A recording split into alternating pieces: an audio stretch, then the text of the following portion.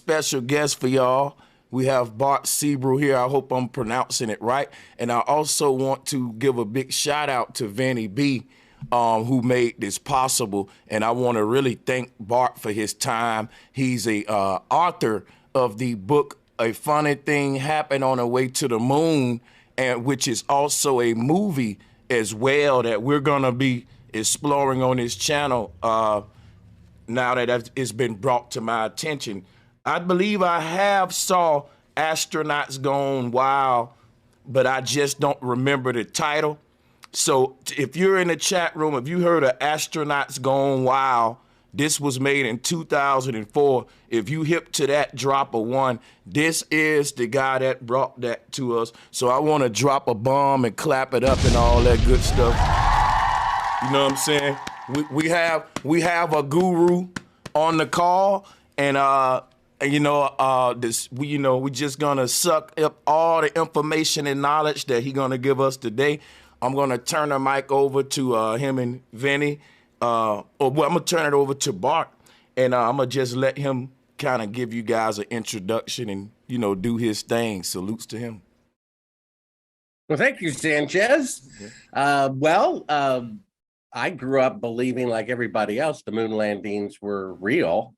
And then I was put in touch with a gentleman who worked at NASA who said they were fake. And it caught me as an open-minded teenager. So I started looking into it, and then later became a filmmaker, later met the man who produced the television show I saw the critic of NASA on, put in touch with him, put in touch with a millionaire who builds rockets for NASA, who knows that the moon missions are fake, who gave us $1 million to produce the first film, A Funny Thing Happened on the Way to the Moon, which you can see for free at Sibrel.com. S as in Sam, I, B as in boy, R-E-L, Sibrel.com.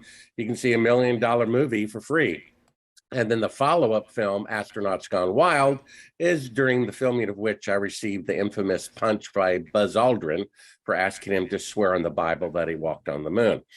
And since then, and recently, I published a book called Moon Man, the true story of a filmmaker on the CIA hit list, which is also on the homepage of Sibrel.com. It's an audiobook, which I read, or Kindle, or print.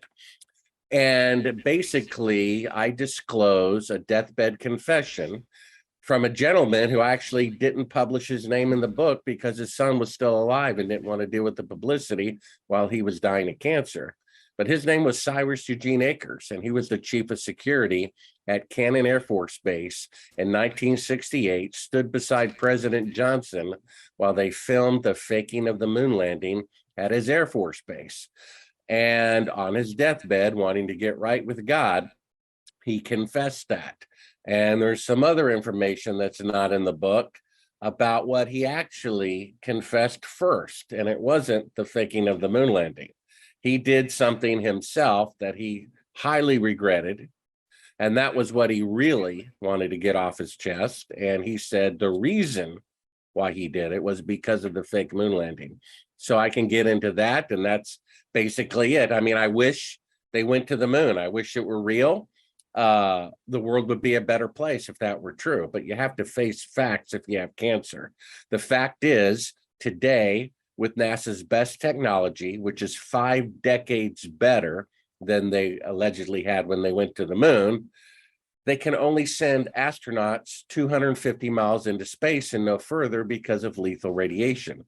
That's why the Artemis project has mannequins orbiting the moon instead of people. So the moon is 1,000 times farther than NASA can send astronauts today with 50 years better technology. So what they're really saying is that they had 1,000 times better space traveling capability 50 years ago than they do today. Well, that means that technology was better in the past and in the future, which is a scientific and historical impossibility. So that proves it. Then we have shadows that they claim are lit by the sun, which intersect at 90 degrees from objects 5 feet apart. You can prove the moon landings are fake in one picture because intersecting shadows from objects 5 feet apart cannot be duplicated in sunlight. It's a scientific impossibility. So if shadows are intersecting at 90 degrees from objects 5 feet apart, when they should be parallel, if it's in sunlight, that means it's electrical light, which means it's on Earth. So that's 2 proofs. Then we uncovered a classified tape of fake photography that the reel says do not show to the public at the beginning of it. And it's unedited footage of a special effect of a 1-foot model of the Earth, which they're claiming is floating in space, looking, back at the Earth halfway to the moon. The lights come up and it's a model. And we have a 3rd track of audio of the CIA, also audibly heard, of them telling the crew how to fake a 4-second radio delay to pretend they're beyond Earth orbit. So that proves it. And then we have the deathbed confession of Cyrus Eugene Akers, who's an eyewitness to the moon landing fraud. So we have 4 times the proof necessary that would prove it in a court of law. And if it weren't a sweet lie like Santa Claus, more people would accept the fact. I've talked to Sanchez, a professor at a university. I showed him all this proof. He says, no, nothing will make me, renounce the glorious, moon landings. And I'm saying, okay, well, what about this? What if you saw Buzz Aldrin on national TV tearfully confessing the moon missions were fake? I'm very sorry. The guy said he would still think he walked on the moon anyway. So wow. This college professor, who was probably 10 years old at the time, watching it on TV, thinks he knows better than the man who was there. And that guy's teaching university when he should be in a mental institution with that attitude. So that's my introduction. That's a fire intro.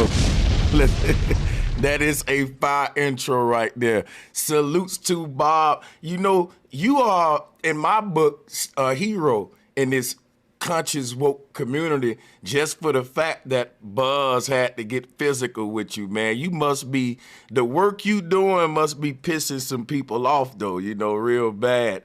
I want to ask you, when you talk about these fake moon landings, a lot of people may say, well, why would they fake it? I get that a lot from people when I tell them. Why would they fake it? Mm-hmm. Well, there are a number of reasons. The first military source who told me they were fake, probably, 10 years before I believed it myself, said it's all about money. I mean, it came out during the Iraq War that I guess it was Blackwater or Halliburton, the one owned by Cheney, that they were selling plastic ice cube trays to the military for $40 that you can buy at Walmart for 50 cents. 80 times markup, 80,000% markup. And so, it's really all about the money, is what he said. Then we had sincere President Kennedy, who's not a scientist, a visionary. After they went in space for the first time, after the Soviets did it, he said, hey, why don't we set a goal to go to the moon by the end of the decade? NASA has never kept a schedule, not a single time, except the most complicated mission of all time. They were ahead of schedule. They can't even put a telescope, which is the size of a Volkswagen Bug, into Earth orbit on schedule. They were a decade, 10 years behind schedule.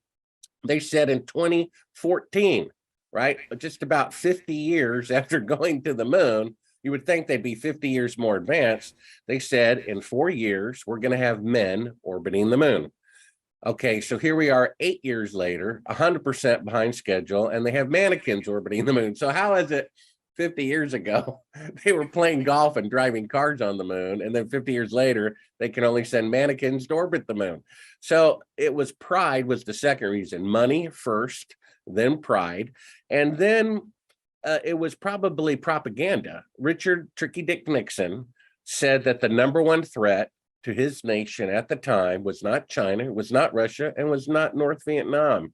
He said the number one threat to this country are Americans who protest the federal government. So people were like, why are we getting involved in this war? Prior to Pearl Harbor, 90% of Americans were against entering World War II. Pearl Harbor happened, and all of a sudden, overnight, 90% of Americans are for World War II because we got to get even. So there was a Pearl Harbor incident known as the Gulf of Tonkin. Americans did not want to get involved in China's war with South Vietnam. Didn't want to have anything to do with that. And the government wanted to do it. They wanted to put their finger in that pie, and later that finger was bitten off, as you know. And so they said, well, what can we do? We need like a Pearl Harbor type of thing. Well, Robert McNamara, defense secretary at the time, said on his deathbed what happened, which was this alleged attack by a North Vietnamese ship on an American ship in the Gulf of Tonkin. It's known as the Gulf of Tonkin incident. And that was enraged America. How dare they? Let's enter the war. He admitted on his deathbed, it never happened. Me and the CIA, we made that up. Okay, so they made up a lie that led to the death of 3 million people, including 58,220 Americans for no reason. So I think if they're willing to kill 58,220 Americans for no reason, they're willing to fake an image on a TV picture. So whoever killed JFK, whether it's, the CIA or whoever did 9/11, and 3,000 architects said it's not airplanes, that's an impossibility. They're still, all those people are dead. The moon landing, however, is a positive lie. It's giving candy to children. Give me candy. So you have this, civil unrest, people protesting the deaths in a war they were against and they were tricked into. They give them this candy of putting a man on the moon. They give them something they want. It was propaganda. So that was the third reason. Number one, money. Number two, pride. Otherwise, they'd have to admit that they set a goal they couldn't achieve. And then number three, we now have, we can counter this negativity in our domestic relations with the people we rule by saying, isn't it great and glorious? Nixon did not show up for the launch. Think about that. He's the president of the United States. They're about to go to the moon for the very first time, and he's afraid to show up for the launch. Why? Because he knew it was fake. And if the truth came out, and who knew they would get away with it? Then he'd have for all time a picture of him and Neil Armstrong smiling and shaking hands before the launch, right? The guy shows up for the second launch after they knew they could get away with it. Isn't that amazing? And then Johnson was the only president in modern history who was eligible to run for re-election who refused to do so. And the Democratic Party was like, what are you talking about? We're going to nominate you anyway. He says, I still won't run. Because he knew the faking of the moon landing would be in the next term. And who knew that would work? What if you got caught? Didn't want to have anything to do with that. And that's why Nixon didn't even show up for the launch. You'd have to show up for the launch. If the mission were real, of course you'd be there. But you show up for the second one? I mean, doesn't make any sense. So money and then pride, right? They don't want to admit that we set a goal we couldn't achieve, and then propaganda. And who knows, maybe some other reasons, military reasons. Maybe we tricked the Soviets for a year or two thinking we could do it. But other nations know. They're just blackmailing us. And that's another good reason for the truth to come out. I know someone who works for the Chinese Space Agency. They say everybody knows the moon missions are fake, and they have an agreement with NASA not to say so. They also don't say that they're real because of their pride. And that's kind of a good pride in a way, if there is such a thing. The Chinese never said they were real, but the agreement is to not say that they're fake. And in exchange for that, they are receiving secret military space technology from the United States. You see that? So treason, is being done again by the United States government, giving our alleged enemy space technology because they'll keep their mouths shut about the moon landings being fake. I know that for a fact. It's actually taught in university in China that the moon missions are fake. I was hired by a university here in the United States by a fraternity at the University of Pittsburgh in Pennsylvania. They said, we're going to pay you, Mr. Sibrel, $2,000 to come and lecture on the moon missions being fake and show your famous film, A Funny Thing Happened on the Way to the Moon. Okay, I got your book. The university forbid it. I thought we had free speech, free expression, supposed to debate ideas. Literally, the university said it was forbidden to have me on campus and to suggest that the moon missions might be fake. That's why it's called university, universal thinking. Make sure everyone thinks the same. I asked my doctor, get this, Sanchez. I asked my doctor, what do you know about holistic medicine? Like garlic, turmeric, stuff like that. She literally said this: all I know is what they taught me at university, which is to give this pill for this illness. That's what she said. And they're being taught a bunch of lies. And that's the whole point, because all these universities are funded by pharmacology and, the Bilderberg Group and the Rothschilds and all that, so that people think what they want them to think, you see? So what can you do? Save yourself from this corrupt generation. You brought up something very interesting. You used the term secret space technology, I think. And I recently just uploaded Stephen Greer's congressional testimony where he was talking about like these secret military technology and stuff. When you was saying that the U.S. is giving them, like military technology and stuff like that, could that explain some of the weird sightings and stuff like what we seeing, and even like we can even, bring up that Chinese. What about that balloon? I was just gonna. There you go. I was just gonna do that. Yeah. Well, let's answer the more important one, which is the space technology question first, which is, I wish that were true, but that's simply not true. I'm not sure Stephen Greer is sincere, for one. So that's key. The last time I was in a hotel, I was being flown to San Francisco to give some interview on some TV station out there, some cable station, nationwide, I think, but they were headquartered in San Francisco. And so I'm like, hey, okay, I got a hotel room, free room service. Let me order 2 cheeseburgers, 2 sundaes or whatever. And let me see what's on HBO. So Sanchez, I turn on HBO and you got 10 movies to choose from. Okay. 3 of the 10 movies are about aliens from outer space. Now we'll think about this. If 3 of the 10 movies available were films about how great the president is, or 3 of the 10 movies were about how terrible the president is, you would see clearly that there's an agenda for you to think a particular thing. And pretty much when people want you to think something so hard, it's not the truth, because the people who run the world are criminals, and in order to get away with their crimes, they have to lie. So pretty much what they want you to believe is a lie. So they want us to believe in aliens really bad, which means it's a lie. Mm-hmm. Proof of this is Edgar Mitchell, who I've been to his home, one of the Apollo astronauts, right? He said his whole life that the moon missions are real when they're not. And he said his whole life that UFOs are real when they're not. Go to Sibrel.com, Sibrel.com, scroll down to midway through the article section.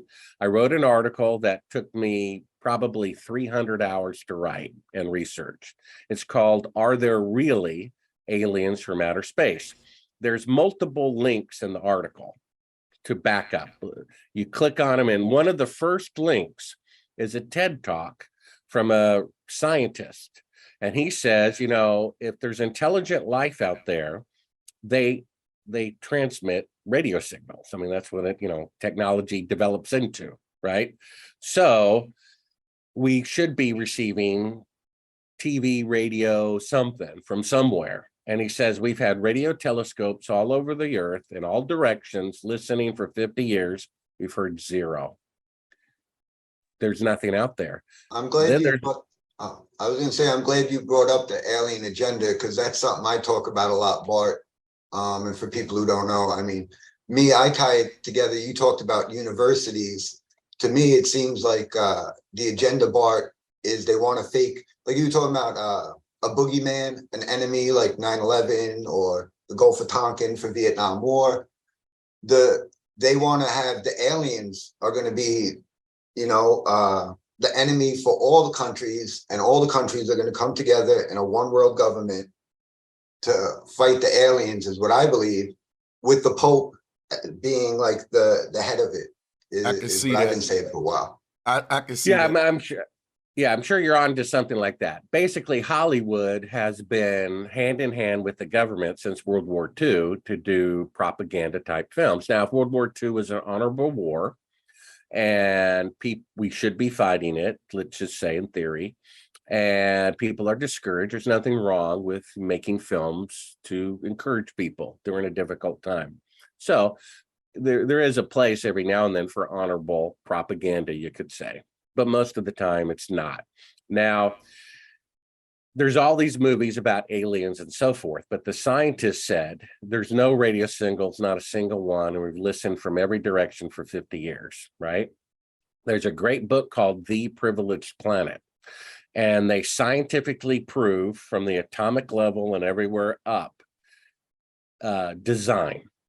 These things can't happen by accident. It's mathematically impossible. For life to be on Earth the way that it is, especially intelligent life, creatures like us who could make symphonies and instruments and computers and aircraft would be like winning the Powerball lottery 20 times in a row. It just can't happen statistically, which means it has to be intentionally designed. Now, there was a TV show that I thought was just a one-time thing, but apparently it was a 3-year series with multiple episodes called Ancient Aliens.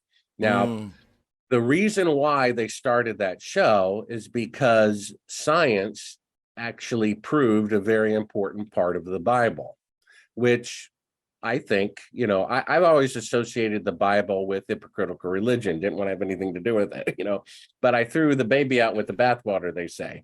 Just because preachers, are hypocrites doesn't mean there's not a God.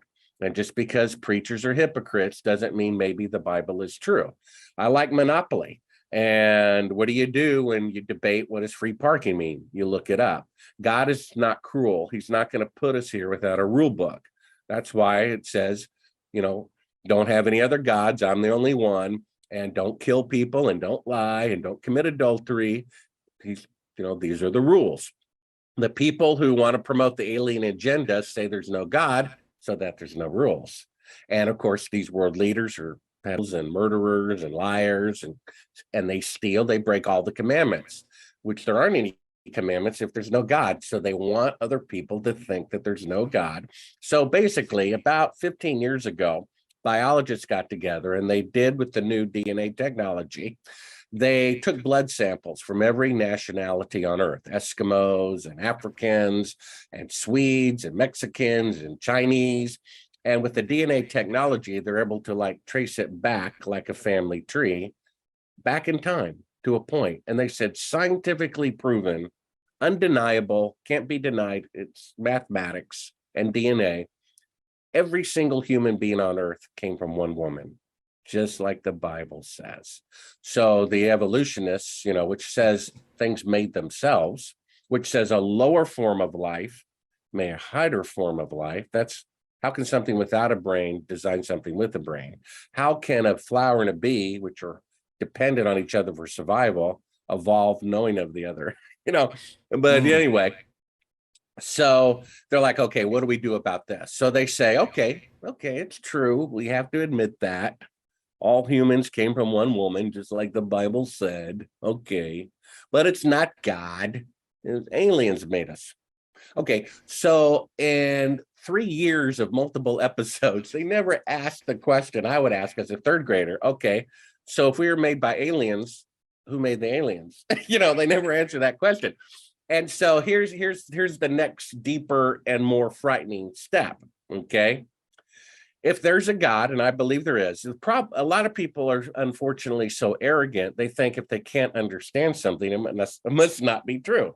I talked to someone who called themselves a Christian, and they think the second coming of Jesus is a metaphor because the Bible says every eye will see him when he returns. They're like, how can that be? How can every eye see him? I can't figure that out. So therefore, the second coming must be a myth. And it's like you talk to Nate, how can there be an eternal being? My brain can't sink in, therefore it must not be true. But let me tell you, I had a dog, and if I lift the hood of my car and say, this is the alternator, this is the fuel pump and so forth and so on, I could spend its entire life trying to explain a spark plug, and it will never, ever comprehend it. But does it mean that the engine wasn't designed just because it can't comprehend it? And just because we can't comprehend God doesn't mean there's not a God. So basically, the Bible says that Lucifer was one of the top angels, and that he rebelled, that he took a third of the angels with him. And it says the angels are in the tens or hundreds of millions of angels. It says so in the Bible. It says 10,000 times 10,000 times 10,000. That's in the hundreds of millions. And a third of those rebelled against God and were cast down. And it says in Ezekiel that the point of Lucifer's rebellion was to become God. He wanted to take God's place. It's, that happens all the time. The military kicks somebody out and the president kicks the military out. People are usurping to get the chair, to get the leadership, right? So this is the point here. If aliens don't exist, and scientifically, according to radio telescopes, they don't exist, right? And actually, biblically, they don't exist. If you believe in the Bible, let me share a verse I just discovered, Revelation 21:3. Now, the Bible says that God does not show partiality. The Bible says multiple times that rich people are taking advantage of the poor. It says it all the time. But God also said out of his own mouth, just because someone's poor doesn't mean they're right. Right? Mm-hmm. That would be the other side of prejudice, right? So, so God says he shows no partiality. So Revelation 21:3 says that when the new heaven and the new earth is made, God will dwell with us on the new earth. Okay, so if there's life on other planets and he's dwelling with us and not with them, he's showing partiality, isn't he? But he doesn't show partiality. The only way he could dwell with us and not show partiality is if we're it. And the government wants us to think that life is everywhere. They want us to think that really hard, but the opposite is true. According to radio telescopes, we're it. According to the Bible, we're it. This is it. And so if the evolutionists are saying we were made by aliens, and if aliens are really fallen angels, and the chief fallen angel is Lucifer, and the Bible says Lucifer wants to take the place of God, what they're really saying, Sanchez, is that we were made by Lucifer instead of God. Do you see that? We were made by aliens, which are fallen angels, the head of which is Lucifer. Ezekiel says Lucifer wants to take God's place. So they're saying we were made, intelligent design, absolutely scientifically proven, but it wasn't God. It was actually aliens, which is really Lucifer. They're saying we were made by Lucifer instead of God. Now, I just discovered the World Economic Forum logo, right? Mm-hmm. And I have screen share. Maybe I could do it. You want to see this? Let me give me screen share. Looks like you're already ready to give it to me, aren't you? You're prepared. Mm-hmm. Okay, let me hope I got my graphic here, because I know it's here soon here, and I must have filed it, unfortunately. But let me see if I did a quick file find. Let me see. World Economic Forum, I'm sure I abbreviated it. Here it is. I found it. Ha ha ha. I knew I called it WEF, that I used an abbreviation. Okay, so let me get my screen ready. Wait till you see this. Let me put this over here.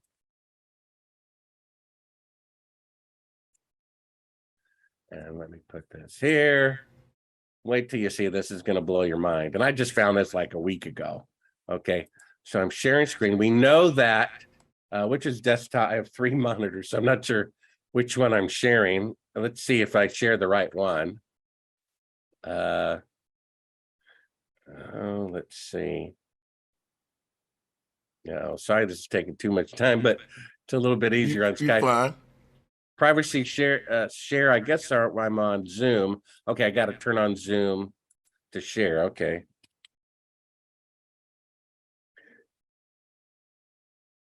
I should have it unlocked. Yeah, it's unlocked. Well, it's telling me I have to quit the meeting in order to share screen and then rejoin. Oh. But there you go. Oh, so it did it. Okay. All right. So here we go. Okay. We'll worry about that later. Okay. So here we are. And over here, unfortunately, it's under here. I put, okay. So these are the people that control the world, right? This is the World Economic Forum. And you see the 6 there, right there? Mm-hmm. You see the 6 here? Yeah. You see the 6 here? Now, the World Economic Forum, I'm preparing a podcast about this, like the young guy who's like Klaus Schwab's #1 assistant. I have a recording of him of like multiple clips he's made over the years, and he says things worse than Hitler. He says multiple times, we've got billions of people who are not contributing to the economy. We need to get rid of them. He literally said that out of his mouth.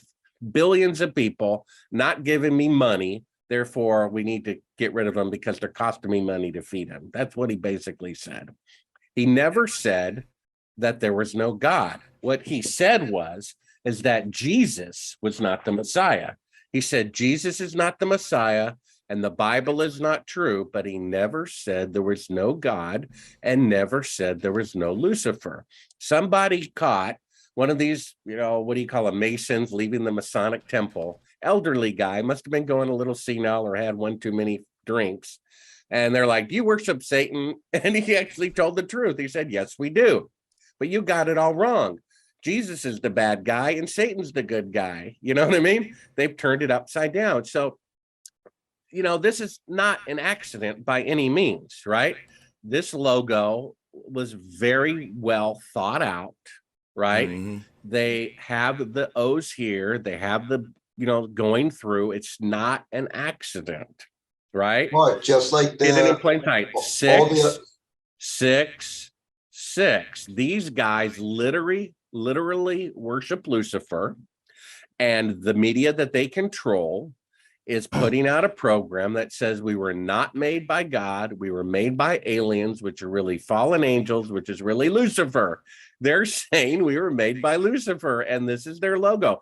And the CERN logo has 666 in it, and multiple organizations that have to do with world control have 666 in it. And again, the guy never said he didn't believe in God and never said he didn't believe in Lucifer. He just said he didn't believe in Jesus as the Messiah and didn't believe that the rules about sin and righteousness applied to him, right? Mm-hmm. So go ahead.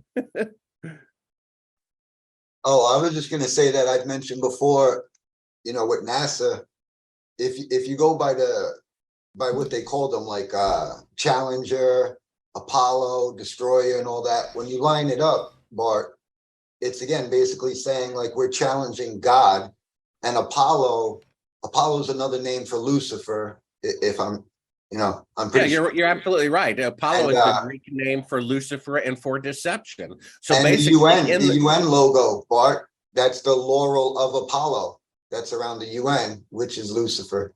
Yeah, so basically the World Economic Forum is saying right there in the logo, we worship Lucifer, and they're saying in the name Apollo, which means deception, that the moon missions are fake. The film, and I highly encourage you can see it for free at Sibrel, Sibrel.com. A funny thing happened on the way to the moon. Click the top left button that says Moon Man video links. Moon Man is the book. Go to link 2. The film opens up with a scripture. It says, where there is pride comes disgrace. Everything concealed is meant to be revealed. And let us build a tower that reaches to the heavens so we may make a name for ourselves. They built the Tower of Babel to boast. Our building's taller than yours. So up until about 200 years ago, that was the greatest technology, was how tall can you build a building without it collapsing on itself? They're still trying to do that today. Yeah. The building was never finished. The Tower of Babel was never finished. And then millennia later, they built the largest machine ever built by the human hand. It was called the Titanic. And they put in print the ship that God himself could not sink. And what happened to it? Never finished either. And then get this, Sanchez. Tricky Dick Nixon, who knew they weren't on the moon, nevertheless said, putting a man on the moon is the greatest event since creation. And isn't it symbolic that mankind's greatest accomplishment, the greatest accomplishment of the industry that promotes man or Lucifer over God, is a complete falsehood? Doesn't that tell you something? Yeah. Because I gave him the benefit of the doubt about the moon landing as long as possible. I mean, imagine I had a guy who worked there who told me it was fake. I had a guy with high security clearance in the military telling me it was fake. I had shadows intersecting telling me it was fake. I had weird behavior of the astronauts telling me it was fake. I was just going to say that. Yep. That's and I'm saying I want proof. Then I pop in a tape. It says, don't show to the public on the screen. And I'm looking at it and the lights come up and it's a 1 foot model of the Earth of them pretending to be halfway to the moon when they're still in Earth orbit, dated 3 days into the flight. And here we are 50 years later and we still can't leave Earth orbit, right? And then it dawns on me, they really did fake the moon landing. I mean, they really did. And it just broke my heart, Sanchez. I just wept quietly. I'm like, this is our world. This is our government. Yeah. So when Orwell warned us and said, whoever controls the past controls the future. What he means by that is, as long as our federal government is saying the moon landings are real in the past, when they're a complete lie, those same criminals are controlling us now and in the future. Which means the truth about the moon landing fraud must come out for us to have honest government. And if it does not come out, we will not have honest government. Now, the second to the last chapter of my book, and the reason, Sanchez, it is called Moon Man, the true story of a filmmaker on the CIA hit list, is because in the filming of Astronauts Gone Wild, one incident, we film it, I put the classified footage of fake photography of the 1 foot model of the Earth on a monitor next to an astronaut. And he turns beet red, starts cursing, how did you get this? And get out of my house. And literally kicks me from behind as I'm leaving. So in the commotion, I leave a high quality wireless microphone on him. And in the commotion, my camera guy forgets to hit stop recording. So while the astronaut and his son are in the privacy of their house with the door closed, and while we're in the driveway with the camera in the back seat of the rental car, we're recording their conversations in their house. Well, the church secretary 3 months later calls me up frantic, because she's doing the transcript. You know what they're talking about in their house? You know what they're talking about? I'm like, I don't know, tell me. She says, they're talking about calling the CIA to have you assassinated. I'm like, yeah, that's funny. She says, no, Bart. They're talking about calling the CIA to have you assassinated. I'm like, yeah, that's really funny. She says, Bart, you're not hearing me. They're talking about calling the CIA to have you assassinated. We have it on tape. Audible. You want me to call the CIA and have him, Bart Sibrel, whacked. Okay. So if we really went to the moon, and I'm some silly person, things that was done in a TV studio, why would the CIA kill such a person? It'd be pointless, right? But if they really did fake it, and I really do have footage that proves it, then maybe the CIA would be involved, you see? So really, that's the fifth proof. And then the sixth proof is the fact that after they allegedly went to the moon, they destroyed all the hardware and all the schematics and electrical diagrams of the equipment that went to the moon. Now, if you were going to destroy any technology, maybe you should have done that with the atomic bomb, right? But they didn't do that. And just 10 years later, atomic bombs were 1,000 times more explosive. So if they could go to the moon on the first attempt with 1/1,000th the computing power of a cell phone, we would have been on Mars 10 years later. We'd be in another solar system by now, and there'd be bases all over the moon, for one. And so if you didn't destroy that technology, and if the B-52 bomber, which was built, get this, Sanchez, the B-52 was designed 70 years ago. And there's 200 of them still in service in the United States Air Force because nothing works better. So if you spent an equivalent of $200 billion to make rocket ships that go to the moon practically every time, I don't think you'd destroy that technology or the blueprints or the schematics. And then they also destroyed the telemetry of where the rockets really were. And then they also destroyed intentionally all the original videotapes that could be transferred to HD, but they destroyed them all before that could be happened. So if you really went to the moon and spent $200 billion, you would never destroy the technology, never destroy the videotapes, never destroy the telemetry. But if you faked it, that's exactly what you would do. So the fact that they destroyed everything is actually proof they didn't go. So that's the sixth proof. And we got to go with Occam's razor on that one. The most simplest thing to believe why they destroyed it is that they just didn't go. That's the simplest. Yeah, a lot of people try to invert that and say, it's easier to go than to fake it. Really? Is that why the film then the film The Martian a few years ago would have been shot on location in Mars, right? Yeah. If that's easier. No, they shot in a TV studio. That's just silly. They're saying the easiest explanation is the true one in defense of the fake moon landing. I'm like, I think you got it backwards there. Backwards It's as much hell. easier. It's much easier to pretend to go to the moon than to actually go, because they can't even go today. They can only send mannequins to orbit the moon. So how could they go 1,000 times farther with humans on the first attempt with 1 million to computing power of a cell phone? With 5 decades better technology, Elon Musk wanted to land a rocket vertically like they did 6 times on the moon, right? And he had 6 computers surrounding the rocket, 6 on each side, with each its own rocket computer controlled to gimbal that thing to land straight. With 5 decades better technology, the first time he tried it, with 6 million times more computing power than Apollo, it blew up. The second time, it blew up. The third time, it blew up. The fourth time, it blew up. So they can land a rocket vertically the first, second, third, fourth, fifth, and 6th time in a row with 1/6 millionth to computer technology 50 years ago.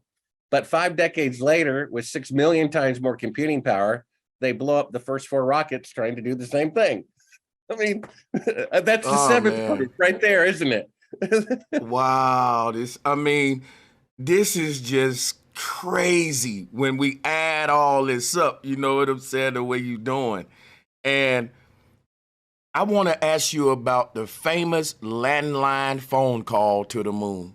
That was so funny to me, that one right there. Like a landline. You know, I debated a lot of people on that, and they say, well, he had this patch system that bounced the landline call to some satellite, and then that bounced it to the moon. But they was using a lot of radio technology in the 60s and stuff, but I don't think our technological capabilities in the 60s would allow us to make a transmission that far, even the best devices that we had at the time. But I'm just guessing on that, though. You know what I'm saying?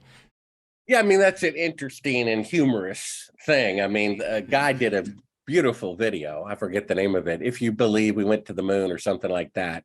And, great video, great song. And he's talks about that. Yeah, they're Nixon's calling him from the Oval Office telephone, talking to men on the moon, and he loses his cell phone, signal when he's 10 miles out of town, with all this newer technology. I mean, that's one small part that, is a little preposterous. And then the radio delay, they based on the speed of light, and which is 4 seconds, approximately 2 seconds out, 2 seconds back. But the fact is, the radio delay would have been much, much greater than that because of all the old analog technology. All that stuff was being converted through. Just look at CNN or something like that today. They're talking to somebody just halfway around the world, which is 8,000 miles away. And they say, so how's it going in Iraq? 1, 2, 3. Yeah, it's going fine. That's a 3-second delay here on Earth, So imagine with all this newer technology. So imagine if you're going out and back and through all the analog equipment, converting it from a satellite to a phone line to a NASA line, there'd probably be something like a 15-second delay, probably. So they got that one wrong, And then there's like the last mission to the moon, the rockets allegedly going up, which was a model, and the cameras, following it up perfectly, with the radio delay. I wonder how that happened, So the problem is people want to believe that the moon missions are real. It's a better world, right? I mean, think about it. Which is a better story? Christmas Eve, while children are asleep, their parents go into the closet, pull out the presents, put them under the tree. Or there's this magical guy, okay? He's got these reindeer that fly in the sky, okay? It's phenomenal. And he can somehow magically miniaturize himself and go down a chimney. And then he can be everywhere on the earth in 24 hours. He's got a time machine too. And if you leave him cookies, he'll take them and eat them. And he was there for sure. I mean, which story is more interesting? I mean, come on. And so you got either the federal government is corrupt and murdering their own people, or they went to the moon. Isn't it great? Wave your flag. Now, the second to the last chapter of my book is called NASA's Greatest Fear. Okay, get this. If they faked going to the moon and never killed anybody, you might even have a little bit of respect for that. Hey, they were pretty clever. They convinced most people. That took some ingenuity. It did to fake the moon landing. The problem is the following. There was a lot of information I was asked not to put in my film because it was true. And the people involved were pursuing their own legal action against the federal government and didn't want undue publicity about such things to interfere with it. So at their request, I did not put it in the movie, but I put it in the book. There was a crew called Apollo 1 because they were going to be the first people on the moon. And the reason is because the commander of that mission was the most beloved by the media corps. He had the best personality and he told the truth all the time. Everybody loved him. And he was writing private reports according to his ex-wife, or widow, who I interviewed for 4 hours. Okay. Interviewed the guy's son for 3 hours. He was a 747 pilot. So that they know what they're talking about. He was preparing reports to give to Congress and a senator that they're 10 years or more away from going to the moon, not 2, when he wrote the reports. And he said they can't even talk between 2 buildings in a wired intercom. It won't work. And for like 5 seconds in my film, a funny thing happened on the way to the moon. You see a clip of Neil Armstrong on the ground in front of reporters 6 weeks before they go to the moon, doing a rehearsal of picking up the first moon rock. He has a stick with a bag on the end of it. He picks it up and the bag falls off the stick. They can't get a stick in a bag to work, okay? Much less rockets, air conditioning, batteries, life support systems, you know what I mean? And so Gus Grissom saw this. And days before he died, he hung a lemon on the top of the rocket and invited in reporters without permission to take a picture of it because he said the thing is a lemon. And that rubbed some generals at the Pentagon the wrong way. And they said, we got to get rid of this guy. They were already going to fake the moon landing, but they had not yet informed the astronauts. And so they're like, well, this guy, obviously, is going to be a problem. So they murdered him. Not my opinion of the dead man's wife. Okay. Because the day before he died, he came home from work and he said, hon, for some strange reason, the CIA is all over the launch pad. CIA agents showing their badges everywhere. Never seen them here before. And why are they suddenly here today? The next day, the guy's dead. What a coincidence. They know for certain that their husband and father was murdered by the CIA because he wouldn't cooperate. And so it'd be one thing if they faked it and didn't kill anybody. But the fact is they faked it and they murdered their own people to keep it a secret. So this is why they're so afraid for the truth to come out. Even though 9/11 killed more people, and even though the Kennedy assassination witness list far exceeds the number of people they killed to keep the moon landing fraud a secret, it's not burned into people's hearts like it is JFK 9/11. It's burned into people's hearts, a glorious thing, a patriotic thing, a prideful thing, an emotional thing. We prayed, we cried, we waved our flag. They printed it on coins. They printed it on silver dollars and put them into circulation. The lunar lander on the back. They printed it on stamps. They have it in museums. They gave them ticker tape parades. They gave them medals of honor for being such good liars. You tell the public that is all a lie, I guarantee you there's going to be more outrage over that than who shot JFK or who did 9/11. You see, that's why they're so concerned about the moon landing fraud coming out and why every film on the internet, except a few, is to defend the moon landing fraud. You see, because if the truth comes out, it was a fake, right? Not only does it mean that they took $200 billion out of people's bank accounts to lie to them, they use some of that money to hire those CIA agents to murder their neighbors who are going to expose the crimes of the criminals who run the government. So let me tell you something. This book I've been working on for 15 years, and it's all the behind the scenes adventures of what happened, including me literally being kidnapped and by the CIA at one point when they discovered I had the classified footage. And I go into great detail in the book, but not the movie about that.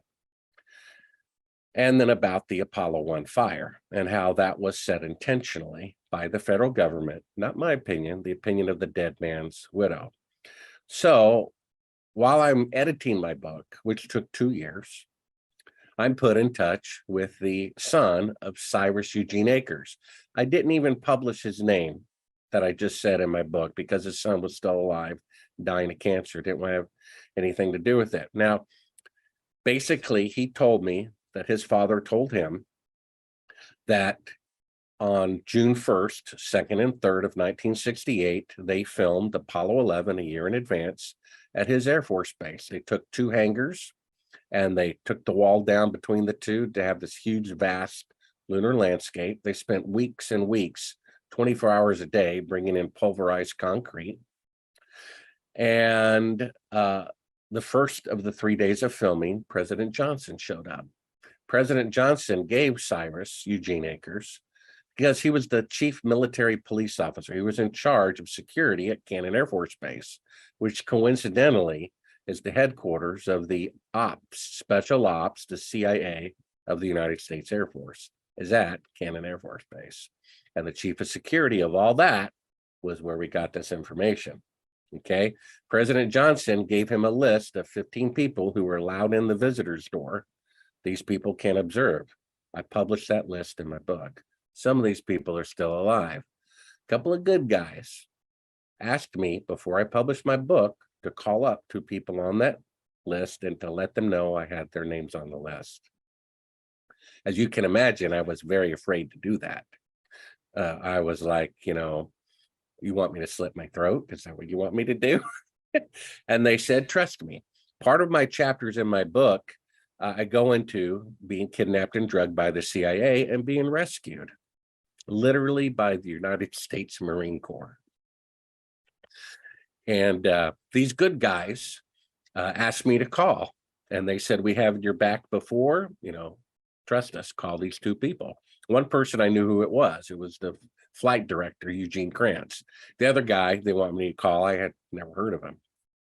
But I called up both of these people like they asked, and I said, hey, Bart Sibrel, sure you heard of the moon guy, punched by Buzz Aldrin, moon landing investigator. Your name is on a list of being at Cannon Air Force Base and being one of the observers of the fake moon landing. What have you got to say for yourself, basically, right? And after I did that, at the request of my 2 friends, 2 days later, the guy's son, when he was out, they knew when the guy was going out shopping for 3 hours. Mind you, the guy had a pretty high-tech security system because of his father, right? And cameras and everything. Somebody knew his password. Now, that's pretty easy, actually, because when you hook up ADT to the, to their service, you hook up through a phone line. So when you enter your password, it's hooked up to the phone line, so they could get your password really easy. And then they disabled the cameras. They went into his home and they took all the records having to do with his father being at Cannon Air Force Base in 1968.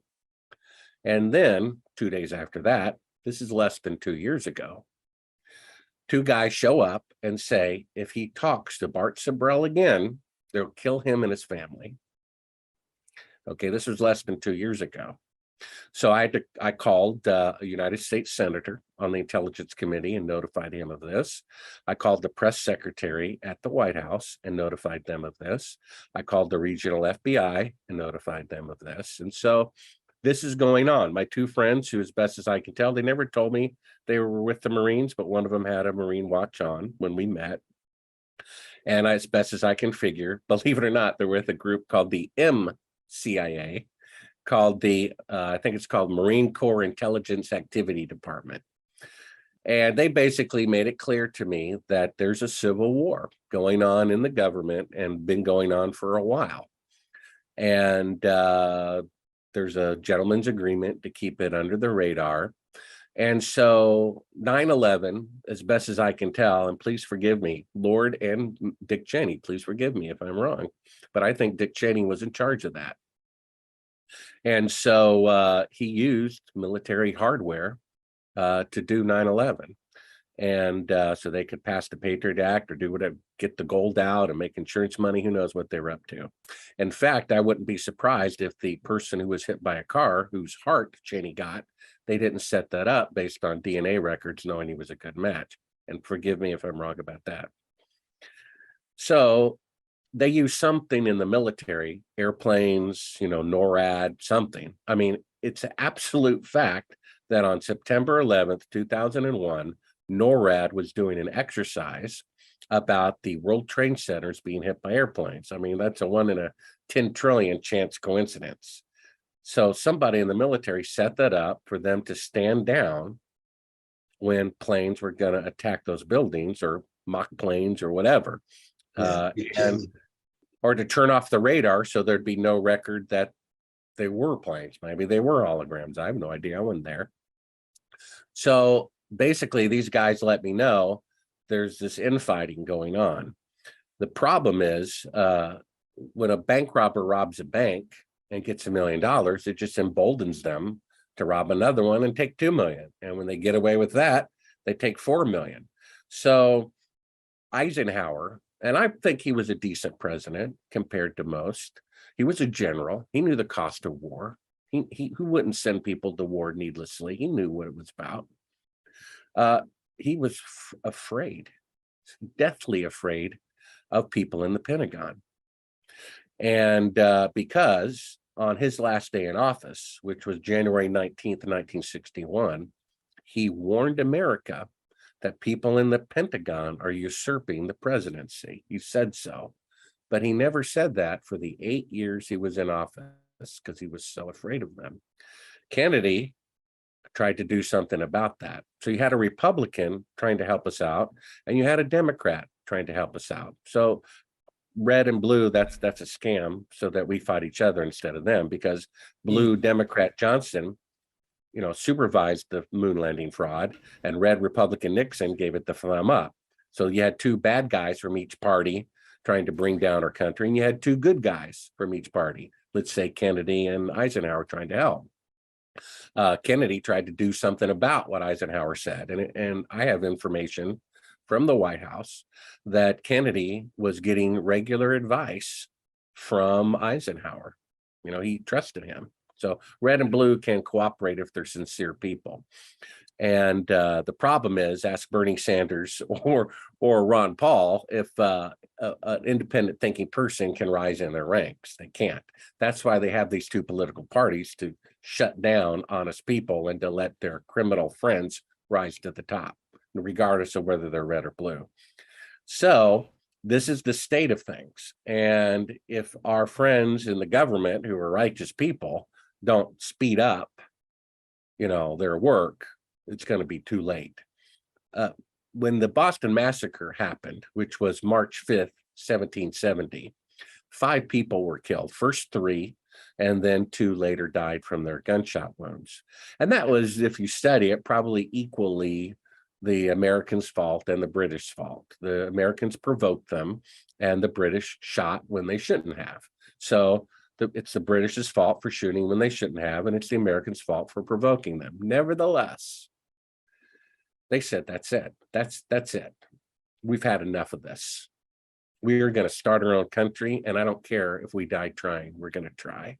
We need that attitude again. When William Benny goes on national TV, including Fox News and NBC, and says, I worked for the NSA, which is a CIA spinoff, for 30 years in upper management, and we listen to the private cell phone conversations of Supreme Court justices. And the reason we do that is to get sexual and financial impropriety on them so that we can blackmail them into voting the way that we tell them. Now, it's interesting that when someone leaks that the Democratic Party is giving more delegates to Clinton, even though Sanders got more votes, the FBI goes after the leaker rather than the conspiracy within the Democratic Party, right? And it's interesting that that happens, there's a government investigation into leaking that the political system is rigged. But there's not a single investigation when a guy goes on national TV and says Supreme Court justices are being blackmailed by a government agency. Not a single investigation into that. Now, how can that be? You don't find that a little odd? It's going on right under our nose, openly. The president, and I'm not picking on red or blue, please forgive me. Let me just say it in a general term. A president says before they're elected, I guarantee I will not do this. And then as soon as they're elected, they do it. You can figure out whatever that is, and it's happened from red and blue. So we need a line in the sand. We need a Boston Massacre, and that's what the moon landing fraud is. And that's why I'm a little suspicious, and please forgive me, guys, if I'm wrong, that Alex Jones and Joe Rogan have not had me on their telecasts with all this breaking information. We have the code name of the fake moon landing. It was called Slam Dunk. Cyrus Eugene Akers, we have his name. We have verification independently from one of the people on the list that they were at Cannon Air Force Base on that day. And so we have all of this new breaking information about the moon landings being fraudulent, and the top two podcasters have not had me on to reveal this information. That seems odd to me. And I think it's because if the truth comes out, it will bring down the federal government. Now, in fact, and I appreciate letting me ramble on here, I showed the classified footage years ago to a news director at NBC News. Okay. He looked at it and he said, oh my God, this absolutely proves they did not go to the moon. And I said, what do we do? When are we going to broadcast it? He says, I won't broadcast it. It'll cause a civil war. I'm not going to go down in history as the man who caused the Civil War. 10 years go by, another news director pops in. They see the same footage. They say the same thing. This absolutely proves that the moon missions are fake. We're going to have a TV special about this. Bart, here's thousands of dollars for the exclusive first broadcast rights. They flew me to the Waldorf Astoria Hotel in New York and interviewed me to accompany me describing the footage and what it means. And then they got a call from the federal government saying, we'll pull your license if you broadcast this. And the same thing with the BBC. The BBC paid me thousands of dollars to broadcast this footage. They got a call from the federal government too, and they canceled the show 3 days beforehand. So the moon landing fraud is different. It's bonded to people's hearts. And if the truth comes out, it'll shake things up. And that's what they're afraid of. And that's why it's so important for it to come out. And because of it being a positive lie, unlike 9/11 or JFK, it's hard to get people to see it. Fortunately, the people who had that, emotional brainwashing are dying off, and objective people, young people like yourself, Sanchez, are able to look at it objectively. When I saw Bill Casing on Oprah or whatever it was saying the moon landings are fake, I had 20 pictures on my wall for the last 10 years that I saw every day for 10 years of the moon landing from Apollo 11. Color prints on my wall. It was a shrine. And there was no bigger fan of the moon landing than me. Can you imagine? I saw pictures of men on the moon that were actually photographed at Cannon Air Force Base.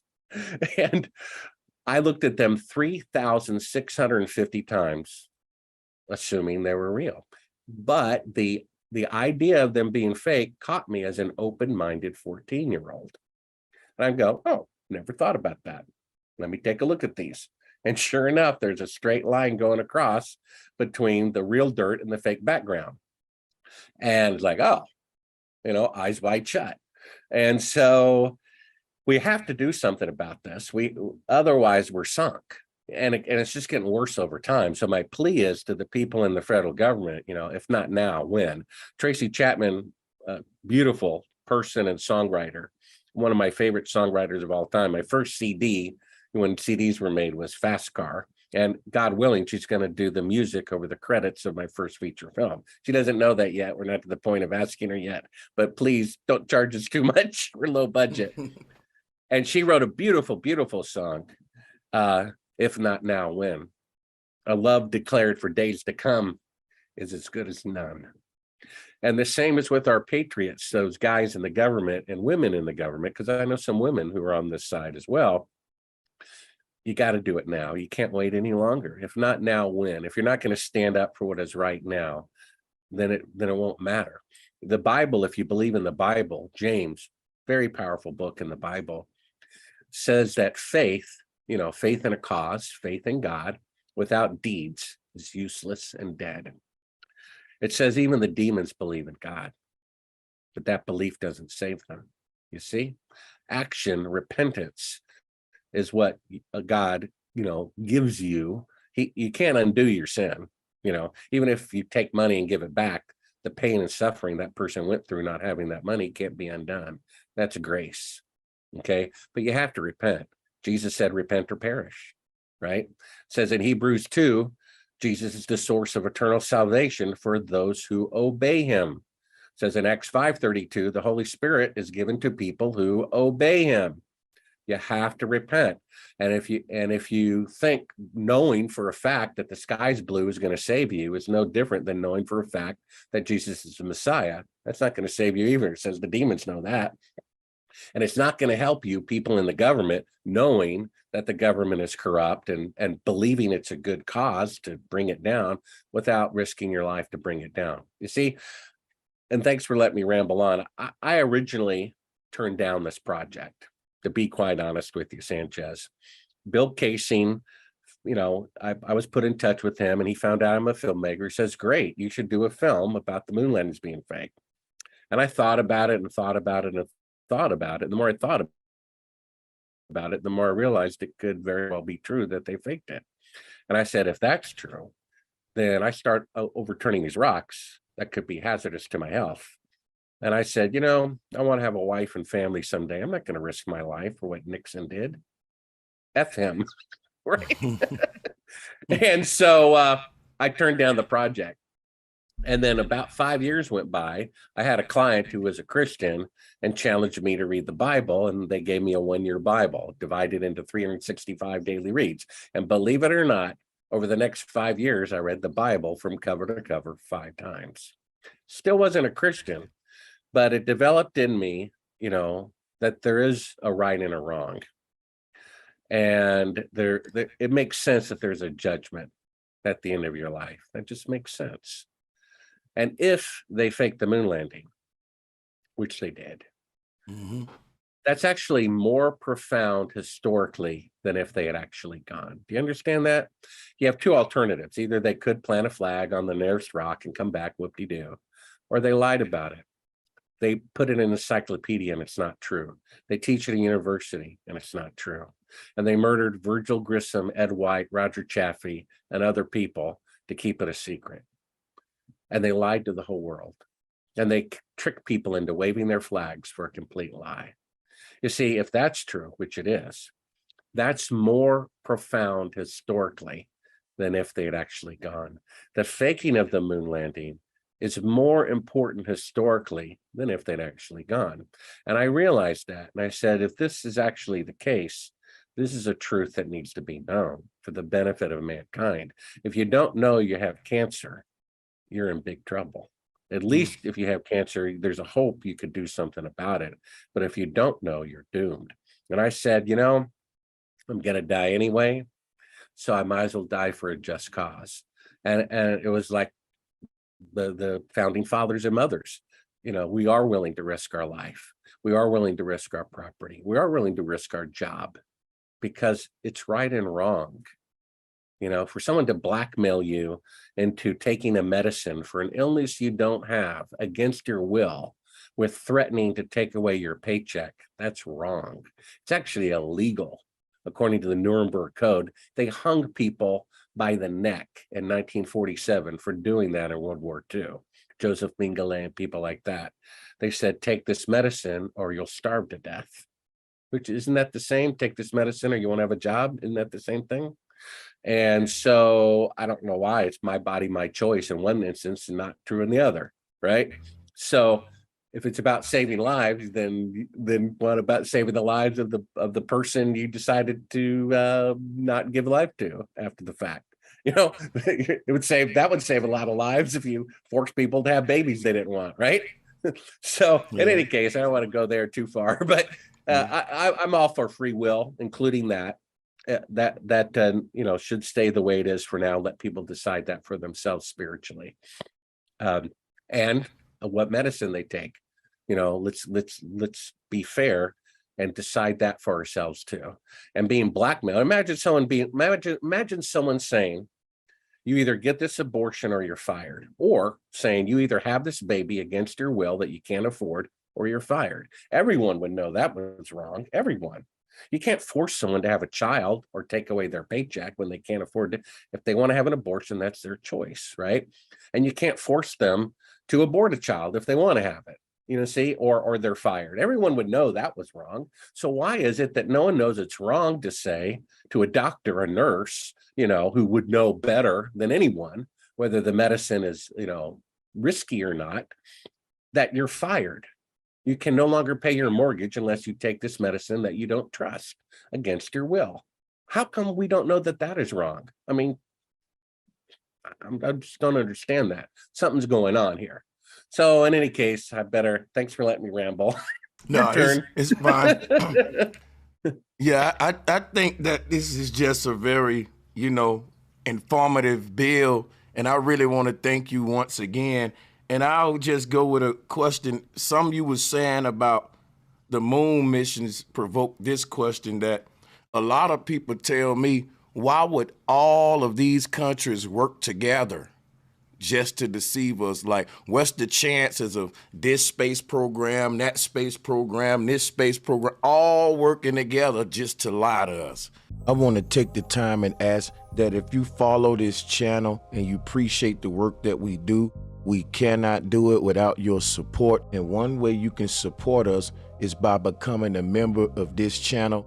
And with your channel membership, you will be able to access perks like members only chat room, members only live streams, members first content, and so much more. Thank you so much in advance for becoming a member of this channel. Well, everything is organized and coordinated. It's called the Central Intelligence Agency because intelligence is information. It's just information. Woodward and Bernstein, who allegedly opened and Watergate, got the president out of there. They found a CIA document in 1975 that said 400 journalists were on the CIA payroll. And they're working for ABC, NBC, CBS, Reuters, Associated Press, Time, Life, Newsweek, everybody. So the former vice president of a particular company that was making a medicine for people's illness that they didn't even have, he said he's never seen such a coordinated effort before because the people are consolidating power. When there's 4 presidents on Mount Rushmore, right? Do you know who they are? I won't pressure you, but it's George Washington. Yeah, okay, first president. Lincoln, hey, he was there during that tough time of the Civil War. Thomas Jefferson, he wrote the Declaration of Independence, and one other one. You know who the other one? It's Teddy Roosevelt. You know why Teddy Roosevelt is there? Because he was anti-monopoly. He said, look, we can't have one phone company for all time. We got to have competition. They'll screw us if we do it that way. And he took down all these big companies. He said, with fairness. He just wants fairness and not a few people controlling the world. That's why he's up there. And all the laws that he pushed through, Reagan, Clinton, see, red and blue, got rid of those laws. And so now one person can own as many TV stations as they want when they used to only be able to own one, and the same thing with corporations and the same thing. So everything is coordinated. You have to understand, and that's a really good point you bring up. Every newspaper in the world said men were on the moon when they were in New Mexico a year earlier.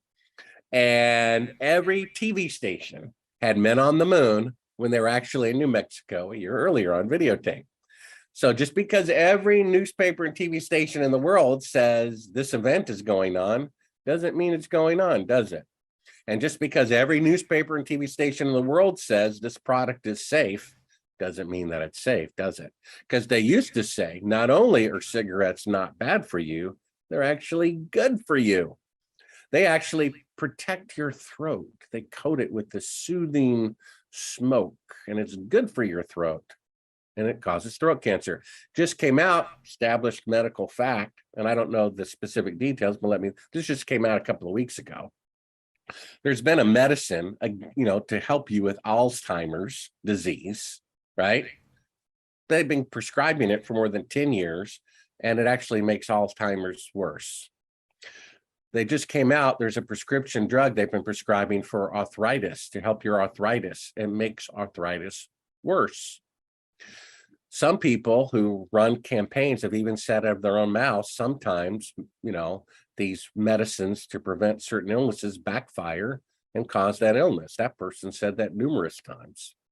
And it's just an established fact. They gave some of this medicine, and Bill Gates, he has a racist background. If you check into his parents, and I'm sure they passed that philosophy on to him, he always tries out his new medicine in Africa because he likes Africans so much, Mm-hmm. And they proved that his medicine to allegedly prevent a certain illness caused the illness rampantly, and then the guy's designing genetically modified mosquitoes, like 100 million a day, are being bred by the guy to be released on mankind after he said out of his own mouth he can transmit medicine through their bites against your will. Yeah, I remember when they released those. These are the people that run the world. You know what I mean? Hitler, Mussolini, Pac, Stalin, all those people combined killed at least 50 million people, and it was less than 100 years ago. The people who run the world since Nimrod have always been genocidal maniacs. It hasn't changed. The Nazis billed themselves as the most, kind and smart, and this is for your own good. Get on the train. We're going to a quarantine camp because you'll have a job, you'll have food, and the showers are good for you. That's what they said. They literally, after World War II, took Germans who lived right near all these camps, who had no clue, literally, they really didn't have a clue what was going on there, most of them, and they took them through a tour to make them look at the mounds of emaciated bodies, and they just cried and wept and threw up. They couldn't believe their own government was so horrific. Americans can't believe their own government is so horrific. They're a bunch of Nazis. The people who run the world, the Yori guy, who's the chief advisor to Klaus Schwab, who's going to die of old age someday soon, he'll take over. And people not contributing to the economy, what are we going to have to do with those? We got to do something to those people, right? And then, the guy whose parents founded Planned Parenthood to get rid of a certain race of people who they deemed inferior to their arrogant selves, said we need to lower the population by 94%. And one of the ways of doing that is through this particular medicine. He said it. I didn't say it. And so as a filmmaker and wanting to do my first feature film, I have a plan. It's not just a dream. Wouldn't that be nice if someone, just says, Bart, we're starting your feature film, come on the set tomorrow and you'll start directing, the crew's all here. No. I have a script, producers, cast, budget. And so if you got billions and billions of dollars and you coordinate that with your world leader buddies who have trillions and trillions of dollars, and you want to lower the population by 94%, you're not going to twiddle your thumbs and say, well, wouldn't that be nice if that happened? No, you're going to have a plan. And you're going to make it happen. And so these people are trying to get rid of us. They said so out of their own mouth. It's not a conspiracy theory. It's a fact. They said so, not me. Multiple times. I'm on videotape. So these are the people who run the world. They take our money, they fake moon landings, and then they kill people who try to expose it. So Cyrus Eugene Akers, on his deathbed, whose name I now say, even though it wasn't in the book, go to Sibrel.com and you can get the book. He really confessed to murdering a coworker to keep it a secret. That's really what he wanted to get off his chest. He personally murdered a friend who said faking the moon landing was morally wrong, and I'm going to tell a reporter. And so he killed him personally to keep it a secret. That's what Cyrus Eugene Akers said on his deathbed, that I did not publish in the book that I'm telling you now. And then he said the reason why he did it, that he murdered another person, is because of the moon landing fraud, to prevent it from being exposed. The moon landing fraud being filmed at his base was incidental to him. He wanted to make sure he had at least a slim hope of making it into heaven by confessing that he murdered somebody.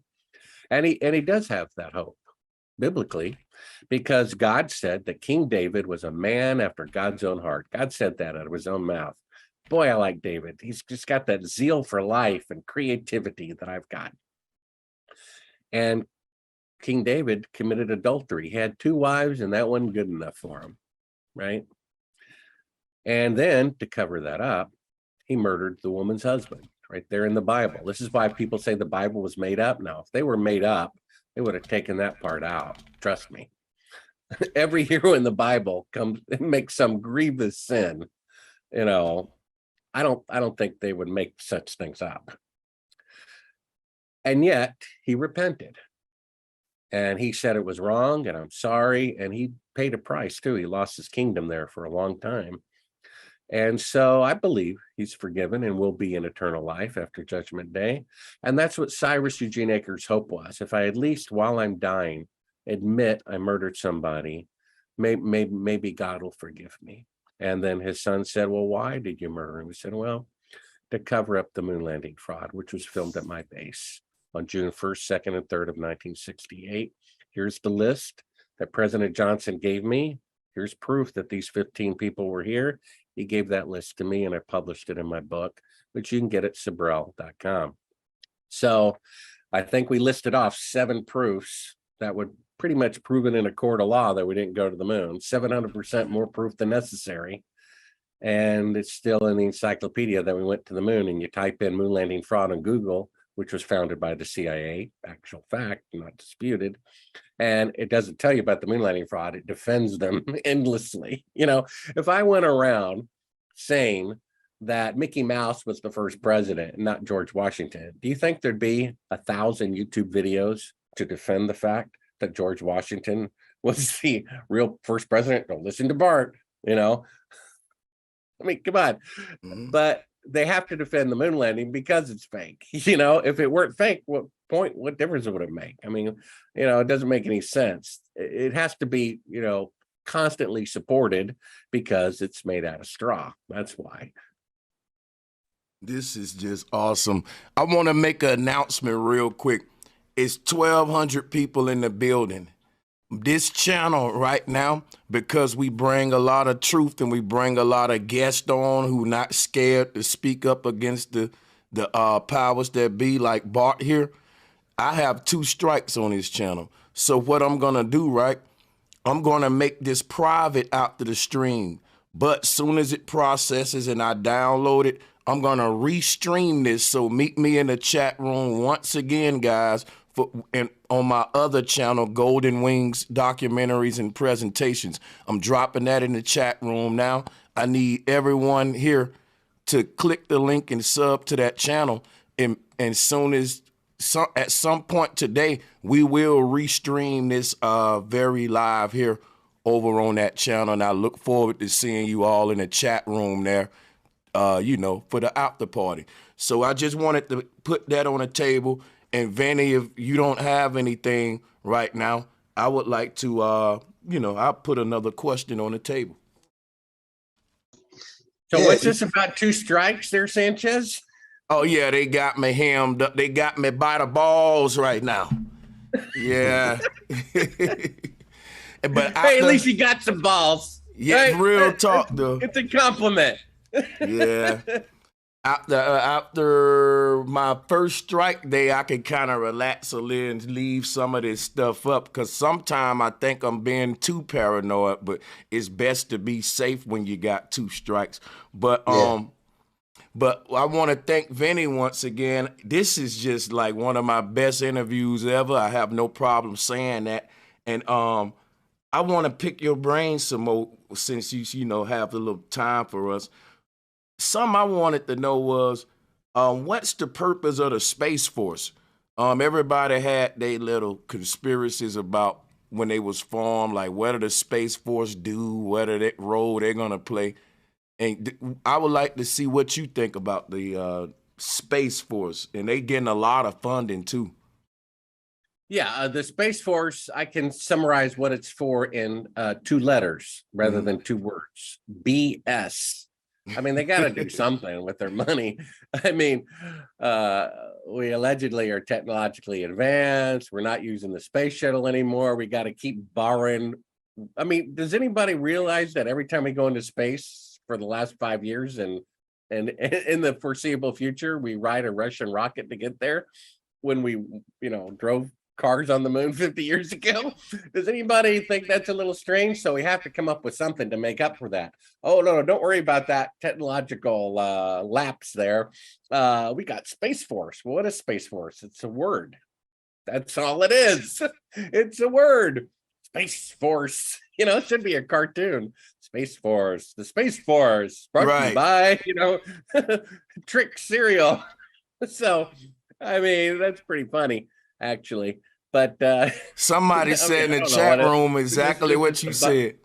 Yeah, they said it's a money laundering, one of those money laundering. Yeah, makes sense. I mean, that's what the CIA and the mafia does. I know somebody, one of the most profound things he said the government is run by gangsters. Look at a picture of the face of, I think, former CIA director John Brennan, I think is his name, from about 5 or 10 years ago. The guy looks like a gangster in the face. Just this mean, I'll kill you if you get in my way face. And really, we're run by a criminal cartel. And what does the mafia do? I mean, I when I moved to Nashville, Tennessee, I think it was like 1977. And they were known for having these chicken places all over the place. And I'm a bit of a foodie. And one of them was open 24 hours. It was called Columbo's, hot fried chicken or something. Making me hungry, man. Yeah, really, no kidding. And so I go there like at 3 a.m.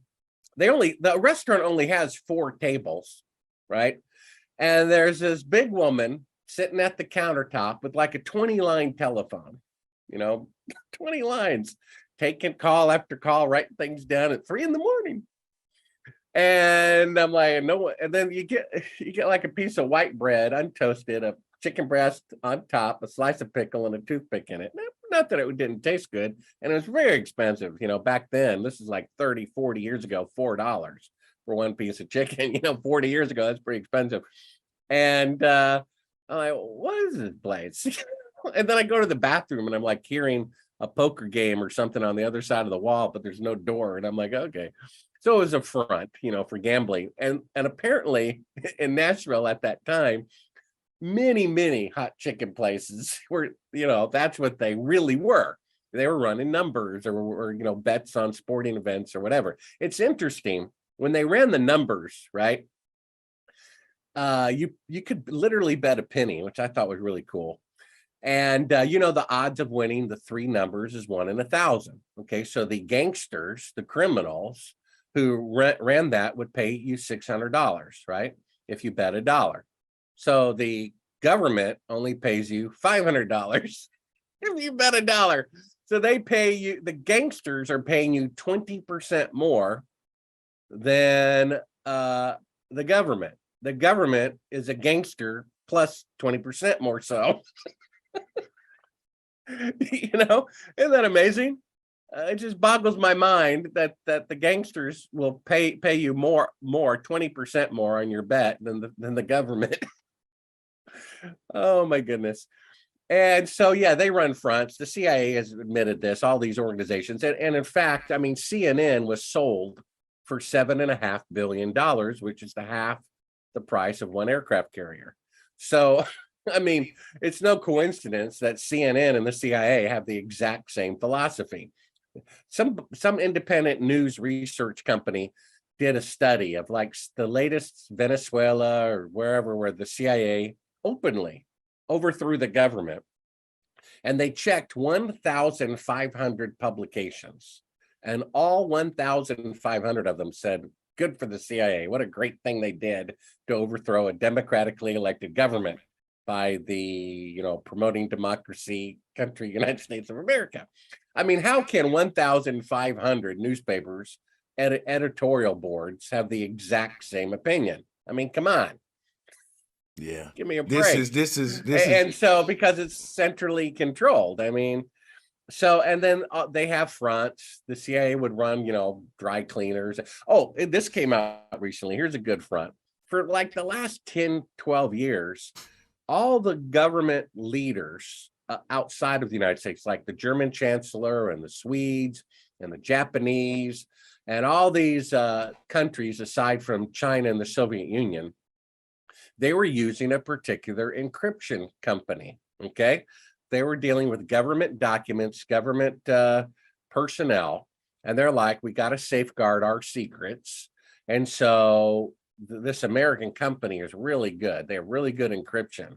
So they hired and had been using for 12 years. The leaders of Germany, the leaders of Japan, the leaders of France, the leaders of Sweden, the leaders of Brazil were all using this particular encryption software company. Came out about a year ago. It's owned by the CIA so that they can decrypt everything. So they got the exact opposite of what they were promised. Do I hear medicine for an illness you don't have? You're getting the exact opposite of what you're promised. You're promised more life. Maybe you're getting the exact opposite of that. Wouldn't that be something? Seeing how Satan runs the world, according to the Bible, he does. I went to a church once, good church, Sanchez, and during a Wednesday night where it's a little more interactive, they're like, who's Lord of the earth? And everyone's like, Jesus. And he said, wrong. Read your Bible. Yeah. Luke 4 says this. Everyone knows Jesus went out into the desert and was tempted for 40 days, right? But one of the temptations that Lucifer said was if Jesus bowed down to Lucifer, that Lucifer would give Jesus all the kingdoms of the world because they belong to Lucifer, and Lucifer can give them to anyone he wants. The Bible says he's a liar and he comes to kill, steal, and destroy. So he's killing, he's stealing, he's destroying, and he's using lies to make himself look like a good guy, right? Think about who's the most beloved religious leader in the world. Maybe they're the exact opposite, right? You never know, because every president and the Rothschilds go to such a person and they kiss their ring. What does that mean? I don't know. So you have to understand things aren't what they appear, and Lucifer actually runs the world for now. And if he can appoint the leaders of countries, he's going to give them to thieves and murderers and liars just like himself. So that's why we're stuck with nothing working. That's why we're stuck with a country that claims to be the light on a hill when they're the greatest beam of darkness. Who faked the greatest accomplishment of mankind? Did China do that? Did Russia fake the greatest accomplishment of mankind? No, they did not. It was the United States of America that did that. In Revelation 13, it says there are two beasts. One beast has its headquarters in a city that's surrounded by 7 hills. I wonder what city in Italy has 7 hills surrounded by it. And then it says there's a second beast. I never noticed that. Well, go to Sibrel.com, and somewhere on there, there's a link to some Bible studies, and it talks about who that second beast is. There's a Bible word. It says something like, the nation of many waters. Well, that's Bible code for many nationalities.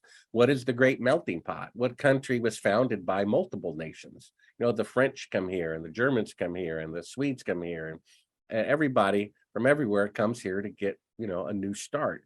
That's the United States of America. Who is the bouncer for whoever controls the world? Who kicks Gaddafi out? Who kicks Chavez out? Who kicks the Panamanian leader out, right? So if you wonder why nations are going along with the fake moon landing when you think they would expose it, just ask Gaddafi, just ask Saddam Hussein, and just ask Noriega what happens when you don't cooperate with the United States of America. And you'll see that, Japan may, act like they believe we went to the moon. They know better. I've been to Japan. I've lectured on the fake moon landings in Japan. They know the moon landings are fake. But on a national level, they're told to cooperate or else, or maybe they bribed, who knows? So what can you do? That's our world. But Bart, I want to really just continue to thank you for this excellent interview. I can't stress to people enough to click the link in the chat room so that we can go over later and replay this and leave it up over there. I want to pick your brain about this next question is, we know we didn't go to the moon, and I have a video up of NASA admitting that they could never make it through the Van Allen belts. Many people have debated why they would have to fake the moon missions. I have a video of a scientist from back in the day who said that the moon is plasma and that you can't even land on it. Basically, it's like a holographic projection. Yeah, that was a Russian scientist, right? Mm-hmm. Yeah, I've seen that. Yeah. Yep. I want to see your theory on that, Bart. Why you think we can't go? What would be some of Yeah, I wanted to ask a favor. If you could share this link with everyone, then they can see all of these clips for free. There's the link to my website, Sibrel.com. Yeah. And yeah, I mean, my book, Moon Man, which is at that link, it's an interactive book. I don't know that there's many interactive books out there, if any. Basically, there are 16 video links throughout the book, even on Kindle and in audio as well. You just basically, I write a chapter and I say, look, I'm about to talk about something, watch video link 1 or 2, and then you'll know what I'm talking about. So when I say, hey, they can't leave Earth orbit because of radiation, I back it up. And that's actually not my opinion. I don't know anything about that. It's NASA's opinion.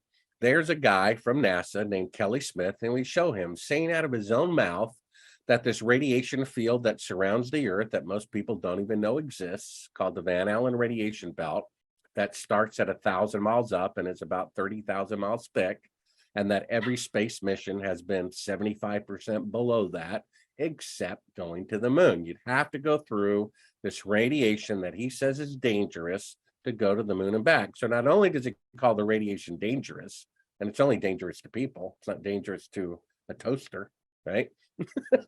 Then that means it's deadly. That's what dangerous means.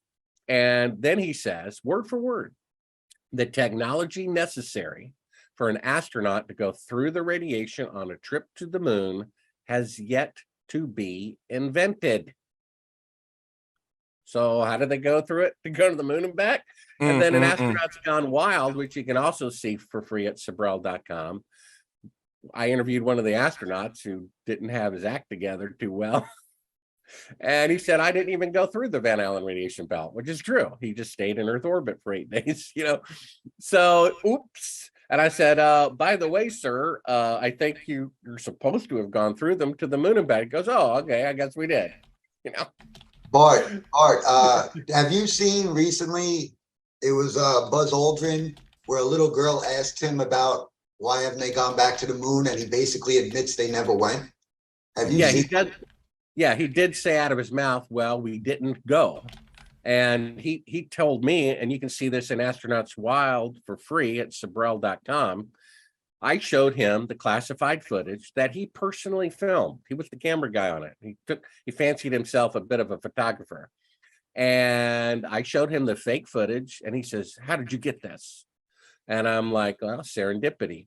And he says, oh, this makes you famous now for having discovered this to prove that the moon landings are fake. What an ego you must have to want to propel your career like this.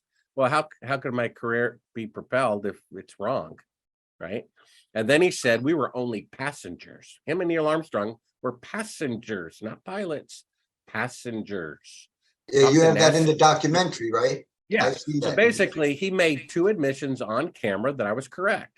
That this was an important discovery, the fake footage, and that he never, or Armstrong never, piloted a craft, that they just orbited the Earth for 8 days. And then he realized, he made 2 admissions on camera. He says, if you show this interview to anybody where he made the 2 admissions, I'll sue you. And of course, we show it anyway. He's going to never go to court about this because we could prove it in court that he didn't go. So you can see that for free at Sibrel.com. Buzz Aldrin admitting twice that I am correct, that they did not land on the moon.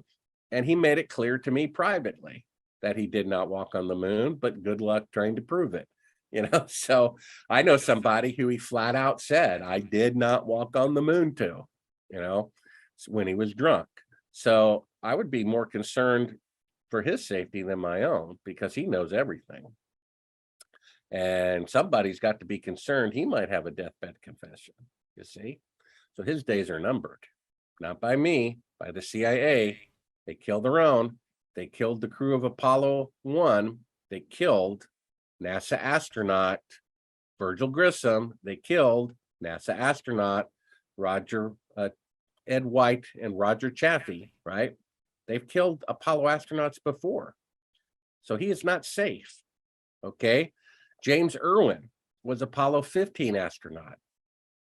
And Bill Casey, the guy who first said we didn't go to the moon, wrote a book called We Never Really Went to the Moon. He went on Oprah promoting the book. And to his surprise, one day he gets a phone call from an Apollo astronaut, James Irwin. James Irwin says, I'm calling you about your book. Imagine, I get a call from an astronaut wanting to talk to me about the fake moon landing. Imagine how powerful that is. And he says, we need to talk about your book. And he says, the reason is he became a born-again Christian and wants to get right with God. He says, the astronaut told him, I'm concerned for my safety. Why don't you call me at this number 3 days from now? And 3 days later, on that day, the astronaut had a fatal heart attack. People have had fatal heart attacks. Associate directors of the CIA were going to testify about corruption in the CIA while their hand was on the door of Congress to open it and go in and tell of the corruption of the CIA. They had a heart attack at that very moment. That's how good these guys are. So Buzz Aldrin and all the other surviving Apollo astronauts, they should confess to save their lives, because otherwise I believe they're going to be taken out before they get that chance. So you better beat them to the punch or else. And then I would think about God. The reason why these guys won't come forward is embarrassment. They spent their whole life saying the moon landings are real when they're not. They're embarrassed. They'll look bad in front of their fans. They'll look bad in front of their family. They'll make America look bad.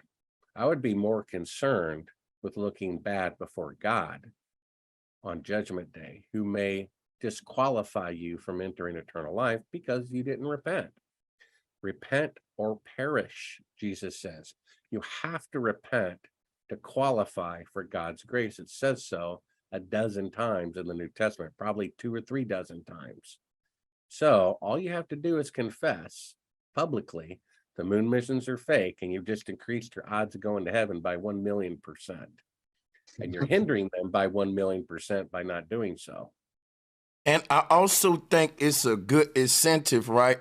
That if they do confess and come out with it, they got this thing set up to where all the other, you're going to be letting the cat out the bag on all the other nations like China and all of them. So that makes it even more harder to come out, because it ain't just that you see what I'm saying? It's more pressure. Yeah. So that's a very good point, Sanchez. What that is like is, let's say there's a man and woman. They become husband and wife. And 6 weeks into the marriage, let's say the husband goes to a convention, gets drunk, his friends give him a prostitute, he goes to bed with the prostitute. It feels terrible. Been married 6 weeks and he did something like that. So he really wants to tell his wife, but he's like, she'll divorce me. So he doesn't tell her. And then on their 50th anniversary, he says, I can't live with myself, I gotta tell her. Which is worse? 6 weeks after, 6 weeks after marriage, or 50 years after marriage? You see, you're right. I think 50 years after marriage is worse. She would prefer to have known sooner, and maybe she would have forgiven him, and so it's all the more worse. And also, the longer they wait, it's worse for America. the reason why the news director at NBC would not broadcast what he considered absolute proof of the fake moon landing fraud, the footage I found, which you can see for free at Sibrel.com, that proves they were faking being halfway to the moon. He says because it will take down the federal government. Well, if exposing corruption will take down the corrupt federal government, then that's what's supposed to happen.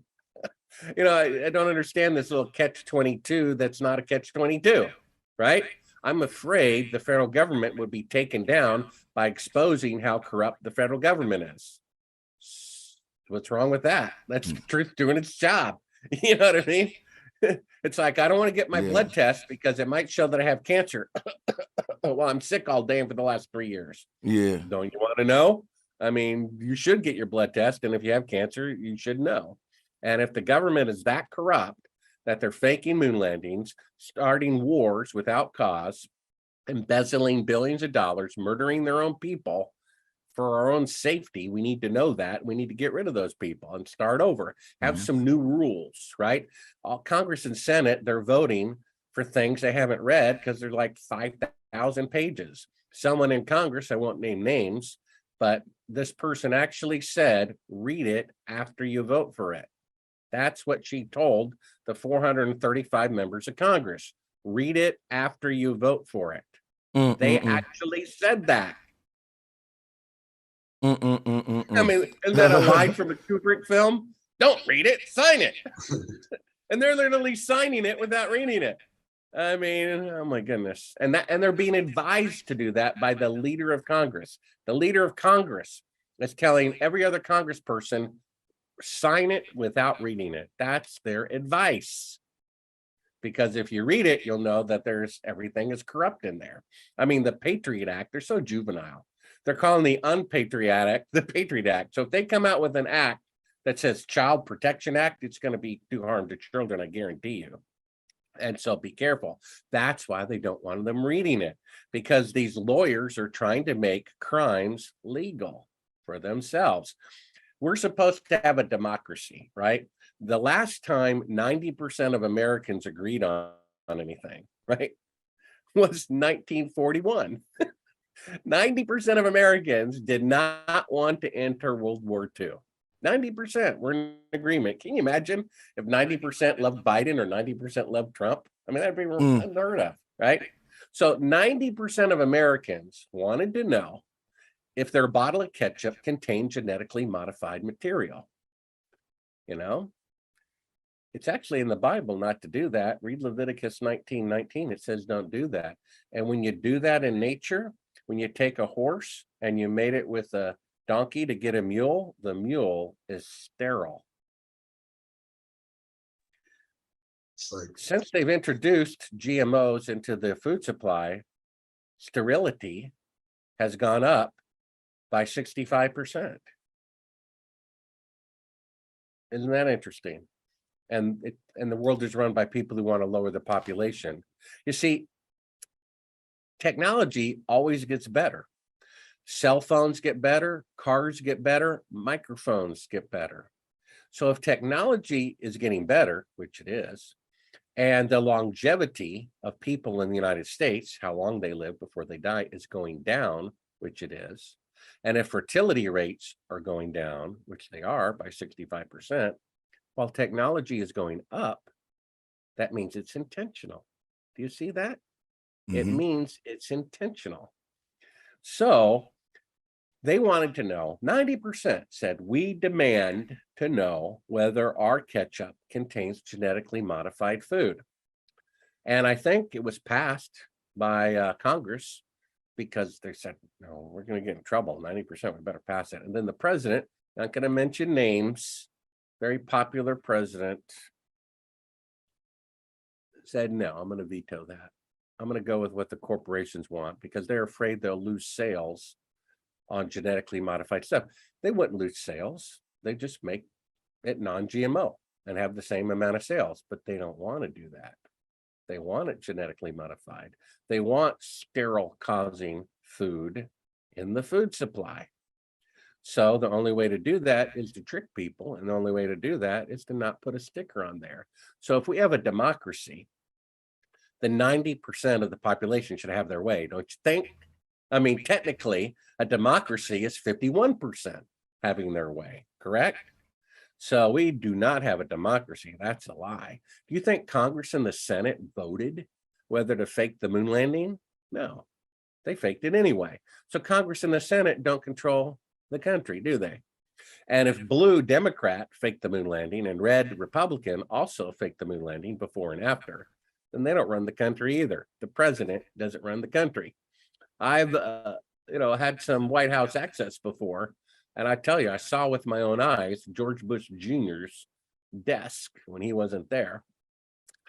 And there was a telephone, and there was a picture of his, family, and there was a pencil and paper set, pencil little set, and that was it. And the guy's running the world. Then I saw through the door Cheney's office. Papers stacked everywhere. They're about to fall over, like some big safe in there with the door half open, with rush papers in there.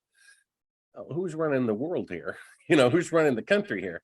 So for all we know, the president is a puppet job. And when someone tries to make it otherwise, just ask Kennedy what happens to you if you try to do that. So, and they're getting better and better. Keep in mind, they killed Kennedy John when he was in office. They killed Kennedy Bobby when he was about to become president. And they killed Kennedy Jr. when he was thinking about running for Senate, which would inevitably lead to president. You see that? It got better and better and better. First as president, they killed him. Then as a presidential candidate, they killed him to stop that from happening. Then as a senatorial candidate, considering, wasn't even officially running. But if they spy on Supreme Court justices' phone calls, then I don't think they have a problem spying on John Kennedy Jr.'s phone calls, do they? He was probably talking about running for Senate against Clinton. And which would inevitably, the guy's, handsome, intelligent, and potentially good person, Bobby Kennedy Jr. seems, in the big scheme of things, seems like a good person. President Kennedy, he's not perfect. He did some bad things, but overall, trying to help people. But they nipped that in the bud. So they're getting better at everything. This is why, we have to be concerned. Every newspaper said they were on the moon. Every TV said they're on the moon, and every newspaper said, you need to take this medicine. Every TV station. How do we know that the moon landings and that event are just a bunch of numbers? Because the guy in command center at NASA, okay, the guy in the heart, the rockets going up, said we can tell no difference whatsoever between a simulation and an actual flight. They're just numbers going by. Numbers go by when we're rehearsing going to the moon, and the same numbers are going by when we're really going to the moon. He didn't know, and he's in command center, you see? So I called up NBC and I said, you just reported that one hospital had 450 employees infected, with some disease. You would think they, first of all, would put tape around the hospital and cordon it off. They didn't do that. People going in and out all day long. The administrator was the only one running around the hospital without a face covering while he made everybody else do it, because he knew, I don't want to give 20% less oxygen to all my organs, including my brain. Maybe that's a bad idea. So I called up NBC. I said, that's pretty hot little story there. Did you talk to one of them? Just one. All you got to do is send a camera crew and grab people coming in and out of the hospital. One of them is infected, and one of them will talk to you on camera. Surely, I've done this. They didn't even do that. And I said, well, isn't that an interesting news story? We've got this new illness. Don't you want to ask a person, what is it like to have this illness? How do you feel? They said, no, we just repeat the numbers the government tells us. That's NBC News. They just repeat the numbers the government tells us. They don't verify any of it. They said so. They told me. I used to work there. They said that. Right? It boggles the mind. That is just crazy. Let me ask you that's about been going on for a long time. I see we reaching about 2 hours. I want you to talk about like how we talk about faking the moon landings, but also faking the deaths of the whole Apollo crew. What do you think about that? What do you think about the? Do you believe that the Apollo crew deaths were faked also, and that they're Are still you alive? referring to the? Are you referring to the Challenger? Is that what you mean to say? I Yeah. might. Yeah, I'm sorry. The one Yeah. that exploded, yeah. Mm-hmm. Well, I don't know. I mean, they can fake a death, certainly. When I called up Eugene Krantz at NASA, retired, and first, you remember the two people on the list that I was asked to call. He was the one guy I knew. Okay, so I got his number. They gave me his number. I call it up, and he doesn't even say hello. He like waits for the other person to start talking, which is really weird. It's like a spy thing to do. You're afraid to identify yourself. I'm seeing the numbers go by on the counter of time, and I'm like, it's hello. I mean, like, so I hang up and call back. Maybe the call didn't go through. It's no hello. And then he says something very interesting when I called the second time. He said something like, is this tech support with the satellite comm video conference call with Cernan? Okay, so apparently these guys have high military grade encrypted video conferencing equipment in their home as retirees so they can talk with each other about classified things. And again, this was about 2 years ago. I called up and made this call, and he said, is this about the satellite comm call with Cernan? Okay, the guy's the Apollo flight director. The Cernan has to be Eugene Cernan, who allegedly died like 5 years before that. So, and Cernan, I went to all these guys, or a lot of these guys' houses, and sat down with him. He was fit. I mean, the guy was a jogger in his 70s. I mean, he was like making me embarrassed to be a fat 40-year-old or whatever I was at the time, 30-year-old. This guy was fit. So the idea that he dropped dead, I don't know about that one.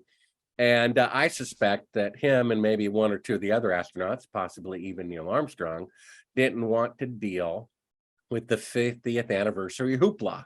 Let me tell you, I track book sales because online.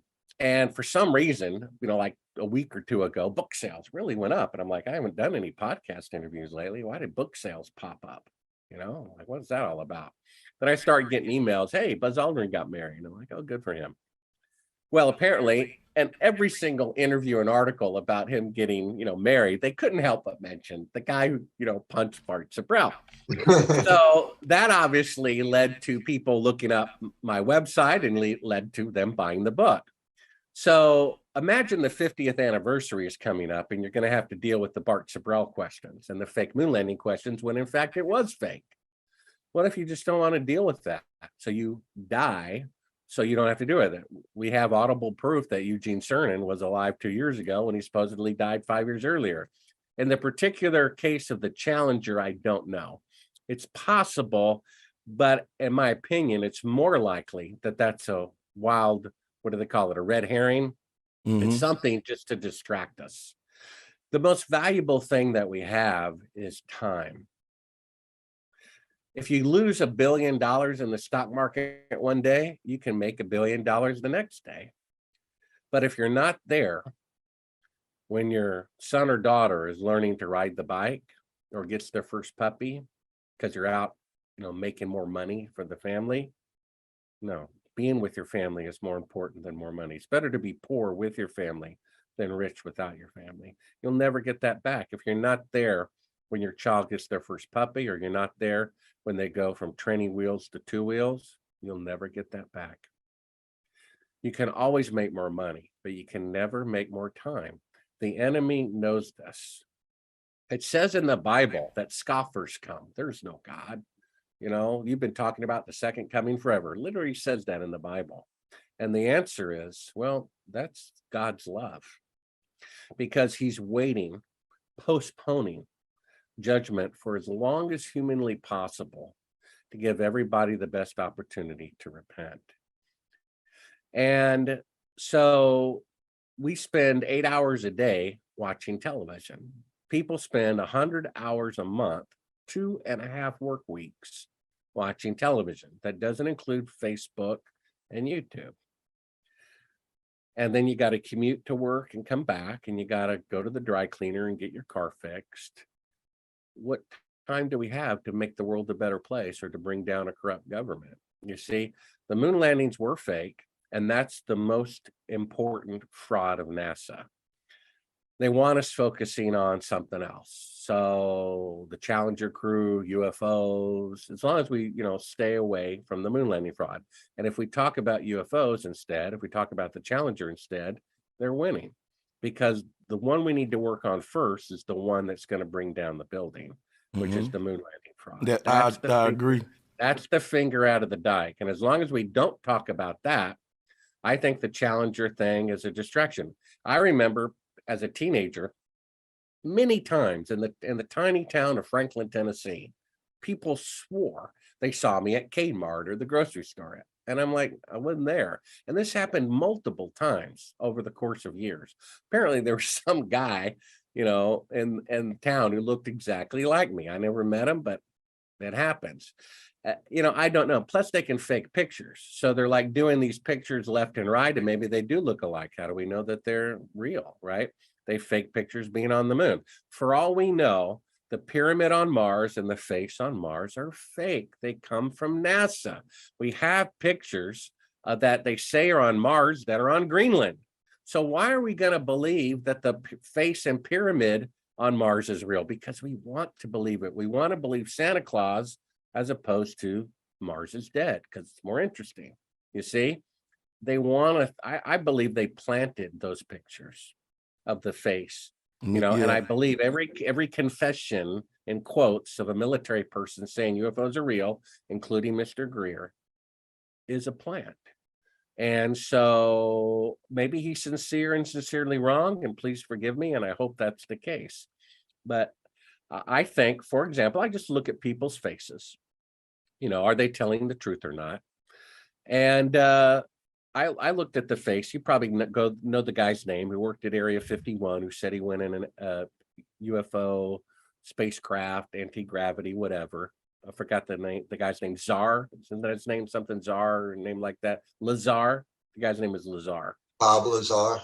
Yeah, Bob Lazar. So I looked at an interview with him. Unlike Greer, I believe him.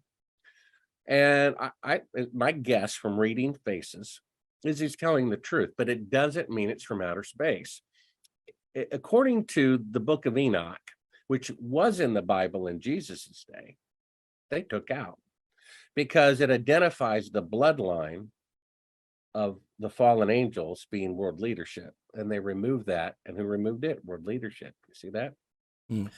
And it says that metallurgy and breastplates and makeup and potions and weapons of war were created by fallen angels. They were taught to mankind by fallen angels.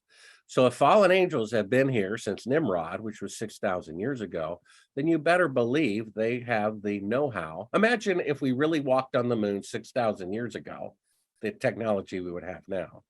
So I believe these fallen angels can build spacecraft that goes under the ocean and flies in the air, but it's not from outer space. And I believe Bob Lazar saw one of those. I believe Bob Lazar is telling the truth, and either Greer is intentionally lying or mistaken. Because, and I, again, go to Sibrel.com, scroll down halfway, click on the article, Are There Really Aliens from Outer Space? The top two UFO researchers, one is French, one's American. They were the top two people. They're probably dead now. But there was like a press, what is it? United Press conference about it like 20 years ago. It's on YouTube, 3-hour discussion about UFOs. And these top two researchers were on the panel. They both came to the same conclusion, independent of each other, after 4 decades of study. Number one, UFOs are real. Number two, they're not from outer space. They're from Earth. And number three, they're demonic.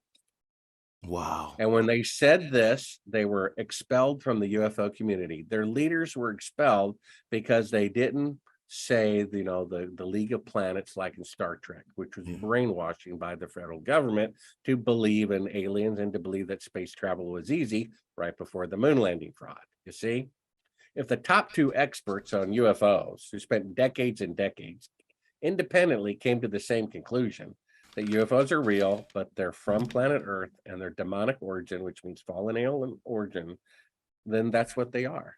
They're the experts, not us, right? If a former vice president of a medicine company says there is no illness going around and the medicine is designed to lower the number of people on the earth, I would trust his opinion. And if the wife of a dead astronaut and son of a dead astronaut says their husband and father was murdered by the CIA, I would trust their opinion. So these opinions that I share aren't my opinions. They're the opinions of the experts that I collect and put in films and articles for people. And they're all backed up. That's why Moon Man at Sibrel.com, audiobook that I read, print and Kindle, goes into great detail about this, including my misadventures dealing with the CIA, including at one point literally being kidnapped from them.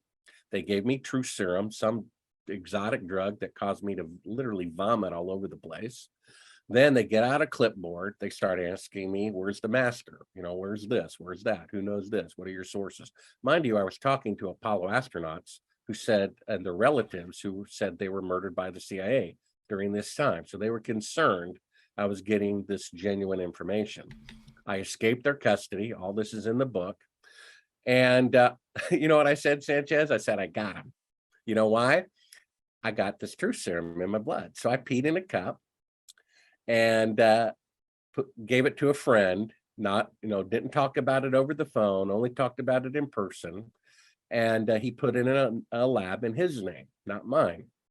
And a few days later, we get together. I'm like, I'm going to prove I was drugged by the CIA, because only the CIA would have this stuff.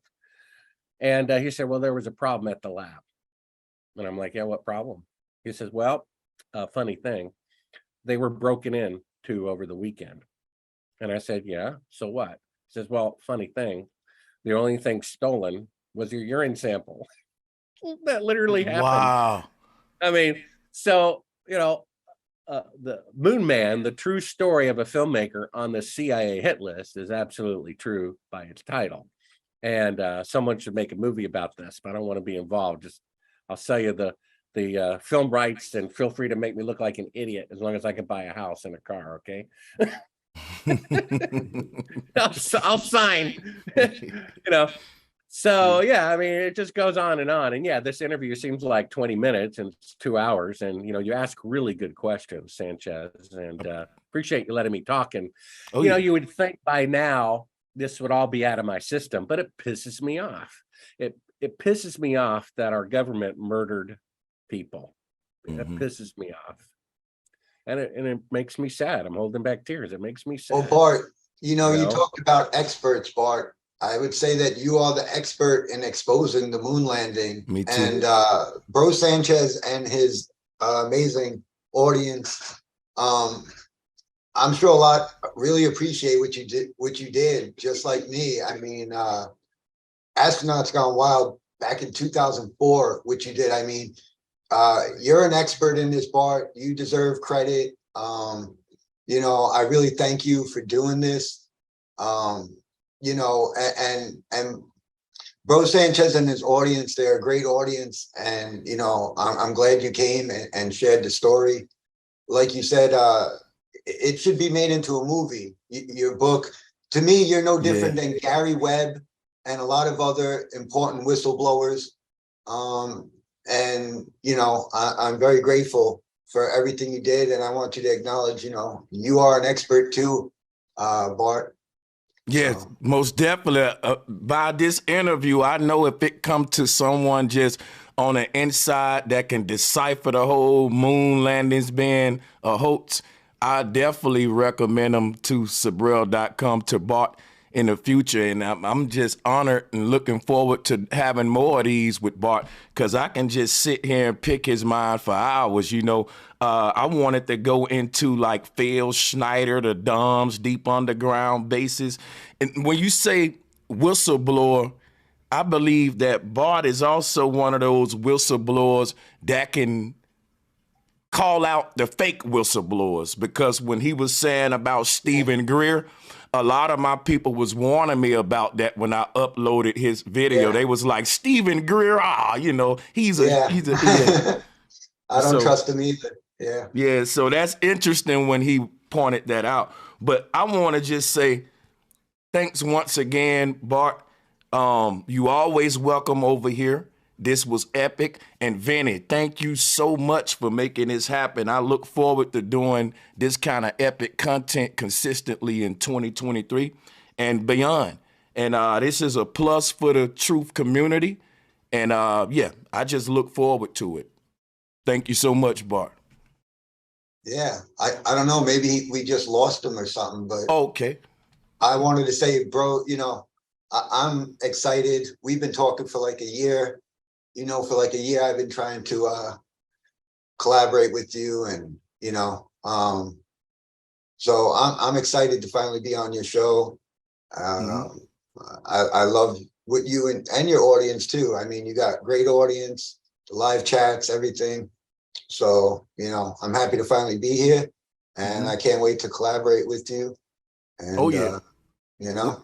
Man, you about to do some big things, man. I'm telling you now. And salutes to the Killer Priest show over there holding it down, keeping the conversation of consciousness going as well. Because when I first met you, you was the one who made that possible for me to be able to talk with Laird Scranton. I also want to put on the record, though, I disagree a lot with what Laird Scranton say. But I do want to thank him for allowing me to sit down with him, because a lot of my videos got popular. It was me challenging his information, and he wasn't scared to sit down.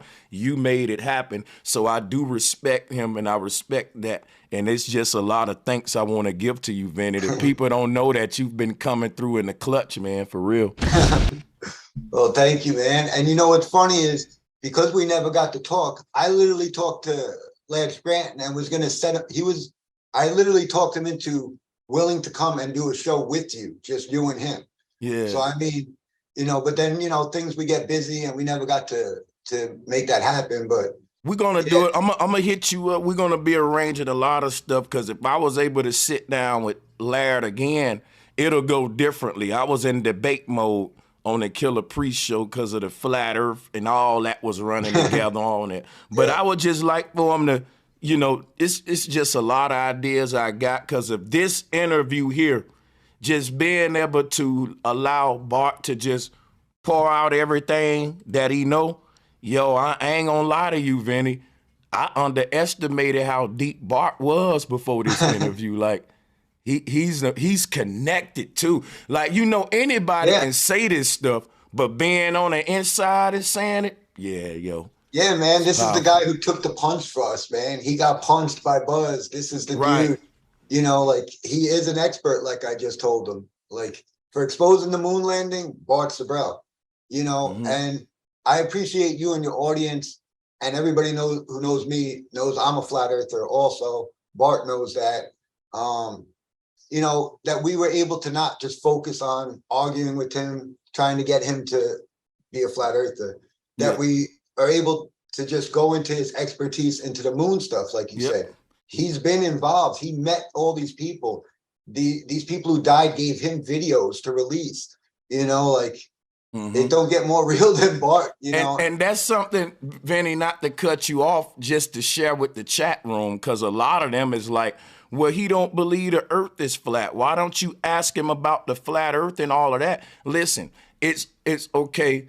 Bart don't believe in a flat earth, and I doubt if we're gonna make him a flat earther. But I think if we attempted to do that, we will miss the chance to ally with somebody that can be some help for us to showing how the moon missions were fake. He don't got to be he don't got to be a flat earther for us to use his information for a flat earth, you know. So that's what I'm doing. I think he's a very big asset to flat earth, whether he's one or not.